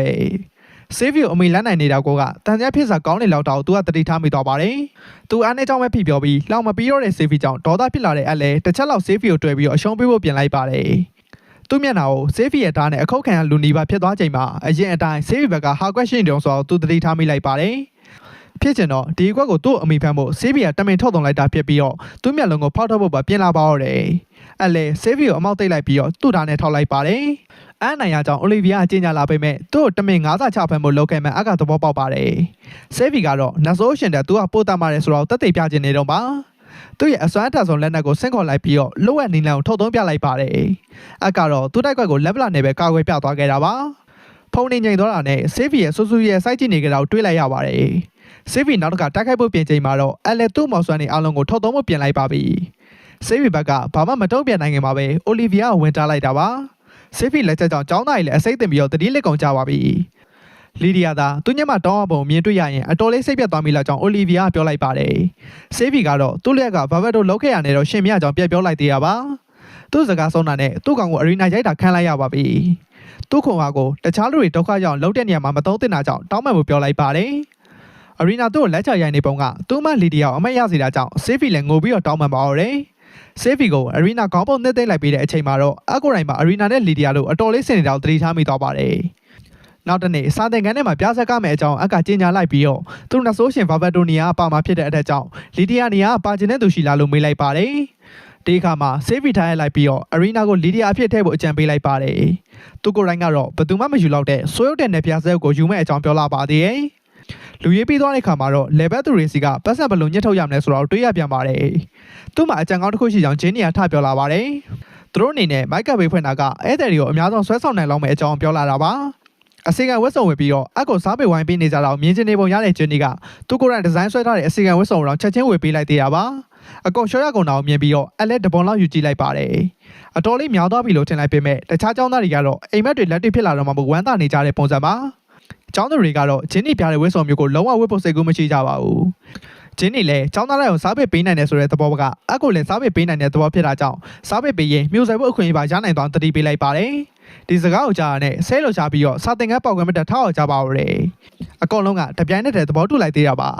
မိန်းကလေးတွေရဲ့သဘောတူညီချက်ရပြီဖြစ်တာကြောင့်အလဲသူတို့အစီအစဉ်ကိုသဘောတူလိုက်ပါပြီဆေးဖီလည်းအနိုင်ရဖို့အတွက်သာဆိုသူကိုယ်တိုင်မှဝင်ကူပေးမယ်အကြောင်းပြောလာပါသေးတယ်ဂျင်းနီကတော့ဆေးဖီမှာထုတ်ကြွားစရာမရှိတာကြောင့်ဝင်မပါခိုင်းပါဘူးအကတော့ဆေးဖီတို့လိုကြရက်တင်နဲ့အလုံးလုံးအောင်မတွေးမိုံနဲ့အတော်လေးခေါင်းကိုက်နေပါပြီဒီအချိန်မှာသူတို့ကိုကြီးတကောင်စောင့်ကြည့်နေကြတာကိုတွေ့ရမှာပါအတို့ကိုထောက်လန်းနေသူကတော့လူပြည့်ရုံနဲ့လူပါပဲဆေးဖီကိုအမှန်တိုင်းပြောမပြသေးခင်အကိုလည်းပြောနိုင်သမျှပြောထားအောင်ပြောနေခဲ့တာပါနောက်တနေ့ပွဲတော်ရဲ့ကင်းလိုက်ဖို့အတွက်အရီနာနဲ့အတို့ဒဲလို့ချင်အောင်ဆောင်ပြီးတော့မုတ်လိုက်စားနေကြပါတယ်။စာနှန်းကမုတ်ဝဲစားဖို့မဲဆွဲနေခဲ့ကြပြီးတော့လူတိုင်းနဲ့ရင်းနှီးနိုင်တဲ့အတွက်အရီနာလည်းပျော်နေခဲ့ပါတယ်။ဒါမြက်ပြင်ကဒီတစ်ပင်မှာထူးခြားတဲ့အရာတစ်ခုကိုပိတ်သိမ်းထားခဲ့တယ်ဆိုတဲ့တန်တာကြီးလည်းရှိပါသေးရဲ့။ဒါနဲ့ပတ်သက်လို့အရီနာအဖေတော်ဘာမှမသိထားပါဘူး။ရုတ်တရက်အိုလီဗီယာရောက်ချလာပြီးတော့တစ်ပင်ရဲ့လိုဝက်ချက်ကိုထုတ်ပြောလို့မရကြောင်းပြောလာပါတယ်။ဒါပေမဲ့အတာဒါမြက်ပြင်ပြိုင်ပွဲမှာသူ့ကိုအနိုင်တန်းနိုင်ခဲ့မယ်ဆိုရင်အိုလီဗီယာကပြတ်ပြတ်မှာပါ။မဟုတ်လေပြိုင်ပွဲမှာစီးရင်ပေးနေပြီးပါပြီ။အဲ့လေသူပြဆက်ပါရအောင်မယ်အကြောင်းပြောရင်းနဲ့ညင်းမှုစူးစမ်းပါသေးရဲ့သူသာပြန်မဝင်ပါဘူးဆိုရင်သူတယောက်မှန်ကိုထုတ်ပေါ်လိုက်မယ်အကြောင်းအိုလီဗီယာအချင်းချောက်လာပါတယ်နိုင်အနှင်းငယ်ကြာသူတို့စတင်ကကဖေးကအဆင်းသစ်ဖြစ်သွားပါပြီအဲ့အထဲဝင်မှုပြင်ချိန်မှာဂျင်းနီပေါ်လာပြီးတော့သူ့စွာနဲ့အက်ကိုဆွဲဆောင်လာပြန်ပါတယ်မူမမှန်နဲ့ဂျင်းနီရဲ့ကိုယ်ကဲမှုအောက်ကကျောင်းသူတွေကလည်းအက်ကိုစားစရာလားတောက်စရာလားဒါမှမဟုတ်သူတို့လားဆိုတဲ့မေးခွန်းကိုစက်သိန်းထားစရာမေးလာတာပါဒီတစ်ခါမှာတော့သူ့ငယ်ချင်းကိုမြူဆွဲနေကြတာကြောင့်အရီနာလည်းပောက်ကွဲပြီးတော့အော်ပါတော့ဂျင်းနီလည်းသူတို့တာမန်အတိုင်းစားပေပေးနေရဖြစ်ကြောင်းပြောရင်းနဲ့အရီနာအနေနဲ့သူတို့နဲ့ရှင်းနိုင်ပါမလားလို့မေးလာပါတယ်အရီနာလည်းသူ့ကိုယ်ပိုင်အစီအကံဝတ်ဆောင်လဲလိုက်ပြီးတော့အက်ကသူ့တယောက်တည်းရဲ့သခင်ဖြစ်တာကြောင့်သူပဲစားပေးလိုက်ပေးမယ်အကြောင်းပြောလိုက်ပါတယ်ဒီခါမှာဆေးဖီကရှေ့တွက်ညီနိုင်ပေးလိုက်ပြီးတော့ညင်းနေမယ်အစားသူကိုယ်တိုင်အက်ကိုကူညီပြီးတော့စားပေးပေးမယ်အကြောင်းပြောလိုက်သေးပေမဲ့ဂျင်းနီကတော့ဆေးဖီကိုကူညီကိုမလိုချင်ပါဘူးမနေ့ပြန်မှာဓာတ်ပြန်မယ်စားမယ်အကြောင်းချင်းညာလာပြီးတော့ပြန်ပွဲထဲမှာအပ်ပါမယ်အကြောင်းသိလိုက်ရတာနဲ့အစီကဟိုဒီတင်ကျင်တာကြောင့်ပြန်ပွဲမှာပါဖို့ဆုံးဖြတ်လိုက်ပါတယ်ဂျင်းနီရဲ့မဟုတ်ကအတွေးတွေကိုဘေးဘက်ထားဖို့အရီနာဝင်ပြောလိုက်ပါတယ်ဂျင်းနီလည်းပြန်ညင်းခုန်ရင်းနဲ့အရင်တစ်ခေါက်ပြန်ပွဲမှာသူတို့သိချမရှင်းရသေးတာကြောင့်ဒီတစ်ခေါက်ပြန်ပွဲမှာအချင်းချင်းထပ်ပြန်ကြဖို့ဂတိပေးလိုက်ကြပါတယ်ဒီလိုနဲ့ပြန်ပွဲတွေကိုရောက်လာခဲ့ပါပြီအရီနာပထမဆုံးပြန်ပွဲကိုအနိုင်ရသွားသလိုဆေးဖီလည်းသူ့ရဲ့ပြန်ပွဲကိုအနိုင်ရသွားပါတယ်အိုလီဗီယာပြန်ဘက်ကတော့မပြိုင်ခင်တည်းကအိုလီဗီယာကိုမြင်တာနဲ့အရှုံးပေးနေပြီးသားပါအဲ့လေသူ့ပထမပွဲစဉ်ကိုအနိုင်ရသွားပါပြီဒီပွဲမှာနေရှုံးသွားမယ်ဆိုတန်တဲ့ဝင်စားကောင်းနေမှာကိုသိလို့ပါနောက်ဆုံးကျန်တဲ့လူကတော့ဂျင်းနီပါပဲဂျင်းနီပြန်မဲ့လူပလာကတော့ပွဲစားနဲ့ဂျင်းနီရှိပြေးဝင်လာပြီးတော့ဂျင်းနီတာကိုခုတ်ချိုင်နဲ့တွန်းလိုက်ပါတယ်ဂျင်းနီရဲ့ဆဲလှုပ်ရှားနေပုံနဲ့လားဆိုရင်ဂျင်းနီရှုံးတော့မှအက်ကသတိထားမိလိုက်ပါတယ်ဒါကြောင့်အက်ကထပ်ရက်လိုက်ပြီးတော့ဂျင်းနီသာအနိုင်ရခဲ့ရင်ဂျင်းနီလူချင်းများဖြည့်ဆည်းပေးမယ်အကြောင်းအော်ပြောလိုက်ပါတယ်ဒီစကားကြားရတဲ့ဂျင်းနီချက်ချင်းပြန်ထားလာပြီးတော့သူ့ပြန်မျက်စီကိုပြေးဝင်သွားရင်ဓာတ်နဲ့ခုတ်ချလိုက်ပါတယ်အဆုံးမှာသူ့ပြန်ဘက်ကိုဂျင်းနီလည်းအနိုင်ရသွားပါတယ်ဂျင်းနီနိုင်ရသွားလို့ပြောနေပေမဲ့နောက်တစ်ပွဲကတော့အန်နဲ့အိုလီဗာတို့ရဲ့ပွဲပါပဲအတယောက်သူ့စွာကိုထိန်းထားဖို့မနှဲစူးစမ်းနေရတာပါအကသူ့မောင်မှန်တေးပြီးသားဖြစ်တဲ့အတွက်အိုလီဗီယာက၄ဘောခုန်တက်လိုက်ပြီးတော့အကိုအရှော့မပေးနဲ့ခုတ်ချလိုက်ပါတယ်အလဲခုခံတဲ့စွန်းလောက်ပဲပြန်ပြီးတော့ခုခံလိုက်တာပါသူဒီမှာရှုံးတာကလည်းအတော်လေးတန်ကြမ်းဖြစ်စာကောင်းနေမယ်ဆိုတော့ကိုသူကတတိထားမိပါတယ်အစီကိုအိုလီဗာထပ်ပြေးဝင်လာပြီးတော့တိုက်ပွဲကင်းရဟန်ဆောင်မှုကောင်းတဲ့နေရာမို့ကြောင့်ပြောလာပါတယ်အဲ့လေသူ့ကိုအိုလီဗာဓာတ်နဲ့မခုတ်နိုင်ခင်မှာမော်တတိုင်းကိုအသက်သွင်းလိုက်ပြီးတော့အိုလီဗီယာကိုကောင်းရင်မမြောက်တင်ပေးလိုက်ပါပြီပွဲကြည့်သူတိုင်းမော်တုံးလိုက်တဲ့သူ့ကိုညစ်တယ်လို့ဝိုင်းပြောကြပါတော့တယ်ဒီတော့မှပြိုင်ပွဲအတွင်းမှာမော်တုံးဝင်မပြုတ်တာတော့သွားတတိယသွားတာပါမကြခင်မှာအရီနာနဲ့ဂျင်းနီတို့ရဲ့နောက်ဆုံးပွဲစဉ်ရောက်လာပါတယ်အကိုအရီနာတယောက်တည်းအပိုင်စီးတာမကြိုက်တဲ့ဂျင်းနီနဲ့အကိုဟာရန်ရောကလည်းဆွဲထဲတာမကြိုက်တဲ့အရီနာတို့ထိတ်တိုက်ဆောင်ကြပါပြီဂျင်းနီရှိကိုအရင်ပြေးဝင်လာပြီးတော့ဓာတ်နဲ့ခုတ်ချလိုက်ပေမဲ့အရီနာကလည်းဓာတ်နဲ့ပြန်ပြီးတော့ခုခံထားတော့ပါခုခံထားတဲ့ကြားကအကိုဟာရန်ရောက်ခွင့်ပေးမှမို့ကြောင့်အော်ပြောလိုက်သေးတာပါဂျင်းနီလည်းအဲ့ပေါ်တငယ်ချင်းနဲ့ပုံနေကြောင်ဝန်ခံလိုက်ဖို့အရီနာကိုပြောလိုက်ပါတယ်ပွဲကြည့်သူတိုင်းကတော့ပြန်ပွဲလည်မှာသူတို့နှစ်ယောက်အဲ့အကြောင်းမှာပြောဆိုနေကြတာကိုနားမလည်နိုင်ဖြစ်လာကြပါတယ်အကတော့လူလည်မှာတေးချင်းစော်ရီနိုင်နေခဲ့ပါတယ်အရီနာတို့ကတော့အတီပေါက်ပုံဖြစ်လာကြပြီးတော့နှစ်ဖက်စလုံးကအပီးသက်တိုက်ကွက်တွေကိုထုတ်သုံးလာကြပါတယ်ဂျင်းနီလဲကျသွားပြီးတဲ့နောက်မှာအရီနာကိုအနိုင်ရသူအဖြစ်ကြေညာလိုက်ပါတော့တယ်အပြင်ရောက်တဲ့အခါမှာအခုအစားအကသူ့လူဖြစ်သွားပြီဖြစ်ကြောင်းအရီနာဂျင်းနီကိုပြောလိုက်ပါတယ်ဂျင်းနီကတော့အကိုဘသူပိုင်ကြောင့်အပြိုင်ညင်းနေတော့မှာပဲ ဒီဖြစ်ပက်ကိုအဝေးကလူပြက်ကရက်ကြည့်နေခဲ့ပြီးတော့အရာအလုံးသူ့နေရာသူရောက်သွားပြီဖြစ်တာကြောင့်အလို့စားဖို့ဆုံးဖြတ်လိုက်ပါတယ်ပြဿကမဲ့ရက်ရောက်လာချိန်မှာဝက်ဆောင်လဲထားတဲ့အရီနာကိုကြည့်ပြီးတော့ဆေးဖီသူ့မကိုပဲမြင်ရောက်နေမိတာပါအရီနာကတော့လူအများရဲ့အလယ်မှာတယောက်ဆောင်ရောက်မှကိုတွေးပြီးတော့စိတ်လှုပ်ရှားနေခဲ့တာပါအရီနာစညင်တော်နှစ်သိပ်ပေးရဲ့အနေနဲ့အရီနာဆိုတာပြဿတဲ့ပေါ်လာရုံနဲ့ပြဿကိုပို့လောက်တော့လုံးနိုင်သူဖြစ်ကြောင်းပြောလိုက်ပါတယ်အဲ့ရဲ့အပြောကြောင့်စိတ်ငြိမ်သွားမယ်အစားပိုပြီးစိတ်လှုပ်ရှားသွားတဲ့အရီနာကြောင့်သူတို့တော့သွားပြီဆိုတော့အကတိလိုက်ရပါတယ်ပြီးခဲ့တဲ့ဘိုင်းမှာပြဿပွဲကြောင့်အရီနာစိတ်လှုပ်ရှားနေခဲ့ပါတယ်ပြဿစားတဲ့အခါမှာသူ့နေရာသူပြန်တရုပ်ဆောင်လာကချက်သိန်းထစရာကောင်းရှက်စရာကောင်းမှအကတတိထားမိလိုက်ပါတယ်ပြဿပြီးတဲ့အခါမှာသူ့မနဲ့တူတဲ့လူတယောက်ရဲ့နောက်ကျောပွဲထဲမှာဆေးဖီမြင်လိုက်ရတာပါဆေးဖီအနောက်ကလိုက်သွားပေမဲ့အနာရောက်တဲ့အခါမှာတော့သူ့မဟုတ်မနေတော့တတိထားမိသွားပါတယ်သူ့မကိုရန်တတိရတာကြောင့်ဆေးဖီလည်းငုံမိတော့မလို့ပါပဲဒီအချိန်မှာပဲလူပြတ်သူ့ရှိထက်ရောက်လာပါတယ်ပြဿရုံအပြစ်ပမှာတော့ဆေးဖီကိုချင်းနေရလိုက်ရှာနေခဲ့ပါတယ်ဒီနောက်ပိုင်းဆေးဖီထူးထူးဆန်းဆန်းပြုတ်မှုနေရကြောင်းဆေးဖီပါအကိုကြိုက်သွားပြီလို့ထင်လိုက်ပါသေးတယ်အချိန်ကဆိုလို့ဆေးဖီပေါ်လာပြီးတော့သူ့ပြိုင်ပွဲပြရနဲ့အကိုဓာမျက်ပြင်တစ်ပင်အောင်မှတွေးကျင်ကြောင်းပြောလာတာပါနောက်ဆုံးပွဲစဉ်စလာချိန်ထိဆေးဖီမြန်တာကအခြေအနေကောင်းမနေခဲ့ပါဘူးပြိုင်ပွဲစပြီဆိုတာနဲ့အရီနာအနောက်ဘက်ကိုဆေးဖီနေရာကူးပြောင်းသွားပြီးတော့အရီနာကိုရိုက်ချလိုက်တာပါဒီလိုနဲ့ပြိုင်ပွဲကိုလည်းအချိန်တိုတွင်အနိုင်ရသွားပါပြီအဲ့လေဆေးဖီထူးထူးဆန်းဆန်းပြုတ်မှုနေရတဲ့အကြောင်းရင်းကိုသိချင်ပြီးသွားပါတယ်ညအောက်ချိန်မှာအကိုဆေးဖီတစ်ပင်အောင်မှစောင့်နေခဲ့ပါတယ်အဲကြောက်လာတဲ့ဒီတစ်လျှောက်လုံးအကဖာဘတ်တို့ဟုတ်မဟုတ်သိရဖို့အတွက်စောင့်ကြည့်နေခဲ့ပြီးတော့သူ့မှရှိသမျှအင်အားရည်နဲ့အကိုအမြင့်ပြတ်ရှင်းပြလို့ကြောင်းပြောလာပါတယ်ရုတ်တရက်ဆေးဖီလက်တရဒါအကြောင်းတောက်လာပြီးတော့ဓာမျက်တစ်ပင်လည်းအသက်ဝင်လာတာကြောင့်အန်နီယာရှိနေပြီဆိုတော့အကတတိထားမိလိုက်ပါတယ်ဆေးဖီလက်တဲ့ရှိနေခဲ့တဲ့ဓာကတော့လီရီယာကင်ဆွဲခဲ့ပြီးတဲ့ဓာမျက်အစ်စ်ပါတစ်ပင်နဲ့ပိတ်သိမ်းထားတဲ့လိုအပ်ချက်ဆိုတာကလည်းဒီဓာပါပဲဒီဓာကိုပိတ်သိမ်းထားတဲ့နေရာကအတက်နေတဲ့ကြောင်းပဲဖြစ်နေရကြောင်းအတော်လေးတက်ဆိုင်မှုရှိကြောင်းဆေးဖီကပြောလာပါသေးတယ်အဲ့ဒီနောက်မှာဆေးဖီကသူ့ရဲ့လက်နက်ကိုဆင့်ခေါ်လိုက်တာကြောင့်လီဒီယာလည်းအကိုထွက်ပြေးဖို့တတိပေးပါတော့တယ်လက်နက်တစ်ခုလုံးသူ့လက်ထဲရောက်လာတဲ့ဆေးဖီအကိုအလွန်မပေးတိုင်းတက်ခိုက်လာပါပြီအဲ့လေဆေးဖီဓာတ်ချက်တွေကိုရှောင်ရှားဖို့ပြေးလွှားရင်ဘသူကဆေးဖီကိုအောင်းနာဆေးသွားလဲဆိုတာသိကျင်လာပါတယ်အရာအလုံးကလူပြဲရဲ့လက်ချက်ဖြစ်ပြီးတော့ဆေးဖီကိုသူ့အမှန်တိုင်းပြောပြခဲ့သမျှကိုလည်းပြန်မြင်ရမှာပါအကဖာဘတ်တို့အစ်စ်ဖြစ်ကြောင်းပြပြပေးရနဲ့သူ့ကောင်ကိုကန်လိုက်ပြီးတော့ဆေးဖီအော်နောက်ထဲမှတ်ညံတွေကိုအတင်းထည့်သွင်းပေးခဲ့ပါတယ်လဲကျနေတဲ့လီဒီယာဘေးမှာရက်နေတဲ့ဖာဘတ်တို့ဆေးဖီမြင်လိုက်ရပြီးတော့ဖာဘတ်တို့စွမ်းအကောင်ထုတ်သုံးရင်လီဒီယာကိုအပြတ်ရှင်းပစ်လိုက်တာကိုလည်းတွေ့ရပါတယ်ဒီလိုနဲ့လွန်ခဲ့တဲ့အချိန်တုန်းကသူ့မှဘလို့တည်ခဲ့ရလဲဆိုတာကိုဆေးဖီကသိသွားပါတယ်လက်ရှိဆေးဖီကသူ့လက်ထဲလိုရာကနေပြီးဖြစ်တာကြောင့်လူပြဲအနေနဲ့ကဘာပေါ်မှာအတန်မဆုံးလူဖြစ်ဖို့အချိန်ကျလာပါပြီဆေးဖီကတော့အနောက်တက်ကြက်မကွာလိုက်နေခဲ့ပြီးတော့အနောက်ကျော်လည်းဓာတ်နဲ့ခုတ်ချလိုက်ပါသေးတယ်အပြုတ်ကျသွားတဲ့အခကိုရှင်းလာလိုက်တဲ့အတွက်ဆေးဖီပျော့သွားပေမဲ့သူ့မောက်တော့ပြန်မရနိုင်တော့တာကြောင့်ဝမ်းနေပြီးတော့ငုံမိပါသေးတယ်သူ့မှမရှိတော့တဲ့လောကတစ်ခုလုံးမှာဖျက်ဆီးပစ်ဖို့အသေးဖြစ်နေတော့မှာပဲအရီနာရောက်လာပြီးတော့ဆေးဖီအသေးစိတ်ပြောင်းဝင်အောင်ဆုံးမဖို့လုပ်ပါသေးတယ်ဆေးဖီကတော့အရီနာစကားကိုနားမဝင်တော့ဘဲနဲ့အရီနာကိုတိုက်ခိုက်ဖို့ပြေးဝင်လာပါတယ်ဆေးဖီဓာတ်ချက်ကိုအရီနာအကာရန်နဲ့ကာစီထားချိန်မှာဂျင်းနီရောက်လာပြီးတော့ဆေးဖီကိုမီးဘော်လုံးနဲ့ပစ်ခတ်တိုက်ခိုက်လိုက်ပါတယ်အစပိုင်းမှာအရီနာကိုဂျင်းနီကာဝယ်ပေးဖို့ကြိုးစားသေးရပါအဆုံးမှာဂျင်းနီကိုယ်တိုင်လည်းဆေးဖီကန်ထုတ်တာခံလိုက်ရပါပြီအရီနာကိုပါရှင်းထုတ်ပြမဲ့အကြောင်းဆေးဖီပြောလာပေမဲ့သူတို့ကညီအမတွေဖြစ်တာကြောင့်ဆေးဖီကိုသူရအောင်တားဆီးမဲ့အကြောင်းအရီနာပြန်ပြောလာသေးရပါဆေးဖီလက်မလုတ်ခင်မှာအတန်ထွက်လာပြီးတော့ဆေးဖီကိုတားလိုက်ပါတယ်အကိုတိုင်းလည်းသူ့စွမ်းအမှန်များကိုထုတ်သုံးထားပါပြီဆေးဖီသူ့ရှိကိုပြေးဝင်လာတဲ့မော်စွမ်းရဲ့ပဲပြဲကြီးကတော့အကတော့လိုက်ပါတယ်ဒါပေမဲ့ဆေးဖီဘက်ကအတားရရိုက်ထုတ်ပစ်လိုက်တာကြောင့်ဆေးဖီကိုကန်နိုင်မဲ့တစ်ခုရဲသောနီလန်ကဆေးဖီရဲ့သူရဲကောင်းဂုဏ်သိက္ခာမပြတ်ပြအောင်ကူညီဖို့ဆိုတာကိုပဲအကသတိထားမိသွားပါတယ်ဆေးဖီရှိသူပြေးဝင်သွားပြီးတော့ရှောင်းလိုက်ပြီးရတဲ့နံပါတ်စင်တွေကိုစပြီးတော့ရေရွတ်လိုက်ပါတယ်နောက်ဆုံးအခိုက်အတန့်မှာဆေးဖီကိုပြန်တိုက်ခိုက်ဖို့သူ့ဓာတ်ကိုပြင်လိုက်သေးပေမဲ့ဓာတ်တွေကလီဒီယာအတန်ထွက်လာပြီးတော့ဆေးဖီကိုတားလိုက်တာပါလူပြက်လဲပေါ်ထွက်လာပြီးတော့ဆေးဖီအသုံးမကျလုံးတာကြောင့်စိတ်ပြတ်သွားပါတယ်ဆေးဖီကိုမြေပေါ်တွန်းချလိုက်ပြီးတော့အသုံးဝင်တဲ့ခွေးလိုခေါ်လိုက်ပါသေးတယ်အဲ့လေအခုလိုလိုရတဲ့ရည်ရွယ်ချက်ကိုမေးလိုက်ပါတယ်အကိုရှင်းပြပြီးသူတို့အရှင်သခင်ဖြစ်သူအသက်သွင်းမှုရည်ရွယ်ထားကြောင်းလူပြက်ကပြန်ဖြေလာပါတယ်စကားဆုံးတာနဲ့ဓာတ်ကိုကောက်ကန်လိုက်ပြီးတော့အကိုပြေခုတ်လိုက်ပါတယ်ဓာတ်နဲ့ခုတ်လိုက်ပင်မဲ့လေအဆုံးမှာဒဏ်ရာရသွားတဲ့သူကတော့လူပြက်ကိုယ်တိုင်ပါပဲအဲနောက်ဘက်ကိုလှည့်သွားပြီးတော့လူပြက်လက်တစ်ဖက်ကိုဖျက်ပစ်လိုက်ပါတယ်လူပြက်လက်မိုးဘုတ်ပြန်တက်သွားပြီးတော့မှော်ဆွမ်းတဲ့မြို့ကိုဖျက်ဆီးဖို့ပြင်ပါတော့တယ်ဓာတ်မော်ဆွမ်းအသက်သွင်းမှုစ조사လိုက်သေးပေမဲ့ဓာတ်မျက်ညင်နာခံရပြီးတော့လက်စစ်ရှော့တိုက်ခံလိုက်ရပါတယ်အဲ့လေဘာမှမသိနားမလဲလူပြက်ကိုဓာတ်မျက်အသုံးပြုတဲ့နေကိုတင်ပြဖို့ဆုံးဖြတ်လိုက်ပြီးတော့ပညာကောင်းကောင်းပြပေးလိုက်ပါပြီလူပြက်ကပျောက်ကွယ်သွားပေမဲ့ဒီတိုက်ပွဲကအဆုံးသတ်ဖို့အတော်လေးလိုနေသေးအောင်သူ့သဘောပေါက်ပါတယ်လီဒီယာဓာတ်ကိုကောက်ကန်မှုပြင်လိုက်ချိန်မှာလီဒီယာအတန်ထွက်လာပြီးတော့သူ့ကိုတောင်းရကြောင်းပြောလာတာပါအဲ့ဒီနောက်မှာဓာတ်တွေကလီဒီယာဝိညာဉ်ထွက်ပေါ်လာပြီးတော့ဆေးဖီနာကိုရောက်သွားခဲ့ပါတယ်ဒီအချိန်ထိပြောင်းလဲမသွားသေးတဲ့ဆေးဖီကိုလည်းယူမိုက်ကြောင်းဆုံးမလိုက်သေးရပါအတိတ်မှာဖြစ်ပျက်ခဲ့တဲ့အရာတိုင်းကဖာဘတ်တိုရဲ့အပြစ်မဟုတ်တာကြောင့်ဖာဘတ်တိုကိုအပြစ်မတင်ဖို့ဆေးဖီကိုပြောလိုက်ပါတယ်ဆေးဖီကိုသူ့ဘဝအတွက်သူအပြည့်အဝရှင်းသနာကိုပဲလိုလားကြောင်းပြောလိုက်ပါသေးတယ်စကားဆုံးတာနဲ့ဓာတ်ရဲ့လီနီယာဝိညာဉ်ပြောင်းဝင်သွားပြီးတော့ပျောက်ကွယ်သွားခဲ့ပါတော့တယ်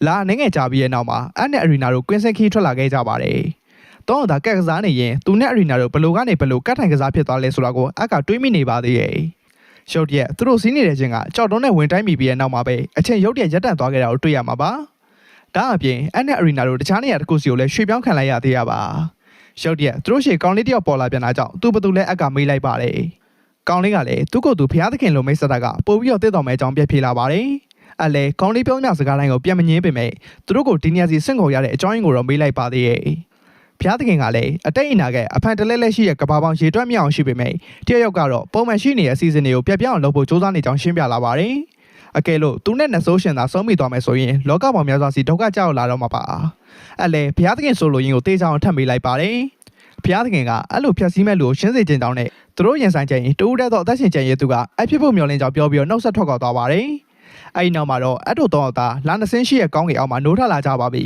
။အဲ့လေသူတို့အတိတ်စီကိုအပုတ်ခံလိုက်ရမယ်သဘောပေါက်လိုက်ပါတယ်။လွန်ခဲ့တဲ့နှစ်3000ကပ်ပြီးမဆိုင်ခင်တုန်းကသူတို့ကဘာမှာလာနှစင်းရှိခဲ့ကြောင်းရှင်းပြပြီးတော့သူတို့ခုရောက်နေတာကလည်းဗဘတ်တို့အထုံနေတဲ့နိုင်ငံဖြစ်ကြောင်းပြပြလိုက်ပါတယ်။ဖျားသခင်ပြောခဲ့တဲ့အထက်နဆိုးရှင်အကြောင်းမှာပါနေခဲ့တာကြောင့်ဗဘတ်တို့နဲ့တော့တွေ့တာပဲအကောင်းဆုံးနည်းလမ်းဖြစ်လောက်ပါတယ်။ရုတ်တရက်အကူအရီနာဖတ်လိုက်ပြီးတော့သူကြောက်ကြောင်ပြောလာပါတယ်။အကြောင်းမခံနိုင်တဲ့ဂျင်းနီကလည်းအရီနာနဲ့တပုံစံနဲ့ပြုတ်မှုလာတာပါ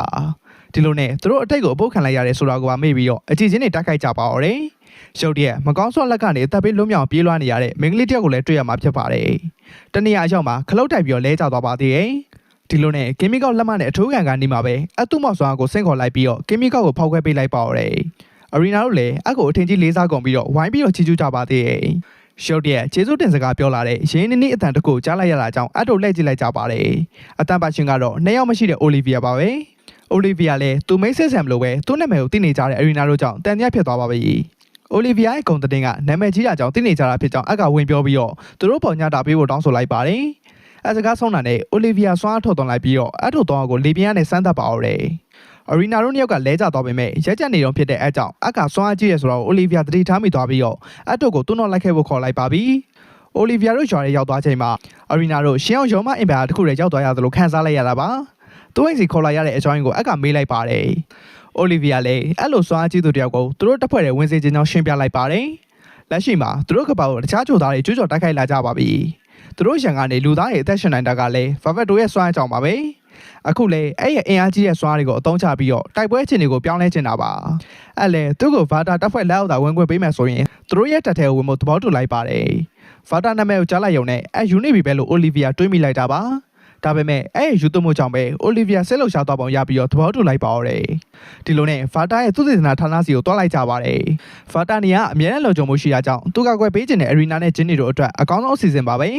သူပြောမဆုံးခဲ့မှာပဲဗာတာဌာနကကြီးမားတဲ့မီးတောင်းနဲ့အတူပောက်ကွဲထွက်သွားခဲ့တာကြောင့်အရီနာတို့လည်းသူတို့ဘဝဆုံးပြီဆိုတော့သတိထားမိလိုက်ပါတယ်အပြက်စီးတွေကြားတွေကဗာတာထွက်လာပြီးတော့လူသစ်တွေကိုမြင်လိုက်ရတာကြောင့်တက်ကြောက်သွားပါတယ်သူ့စကန်တစ်ခုလုံးပျက်စီးသွားတာအဆင်ပြေလားလို့အရီနာတို့ကမေးလိုက်မိပါသေးတယ်ဗာတာကတော့တစ်ချိန်လုံးဖြစ်နေကြဖို့မမှုတော့တဲ့ပုံစံပါပြီးရနဲ့သူ့ကိုယ်သူလှပတဲ့မော်ဆန်မလေးဗာတာဖြစ်ကြောင်းမိတ်ဆက်လိုက်သေးရပါအရီနာလည်းဗာတာပါတဲ့ကက်ကိုထုတ်ကြည့်လိုက်မိပြီးတော့သူ့ရှိကအယူလိုလူကဘယ်သူလဲဆိုတာတွေးနေမိပါတော့တယ်အဲ့ဒီနောက်မှာတခွဲကန်းစီကိုခေါ်သွားခဲ့ကြပြီးတော့အတို့ရောက်လာရတဲ့အကြောင်းရင်းမှန်ကိုမေးလာပါတယ်အဲ့လေအမှန်အတိုင်းထုတ်ပြောလိုက်ပါတော့တယ်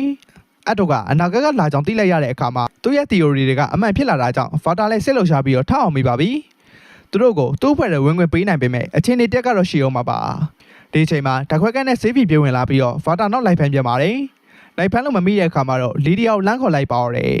အခန်းထဲလီဒီယာရှောင်းဝင်လာတာနဲ့နှစ်ပေါင်း3000ကျော်မမေးနိုင်ခဲ့တဲ့သူကိုအကပြန်မြင်လိုက်ရပါပြီအရီနာတို့လည်းလီဒီယာရဲ့အလာတရားအောင်မှာမျောနေလိုက်ကြပါသေးတယ်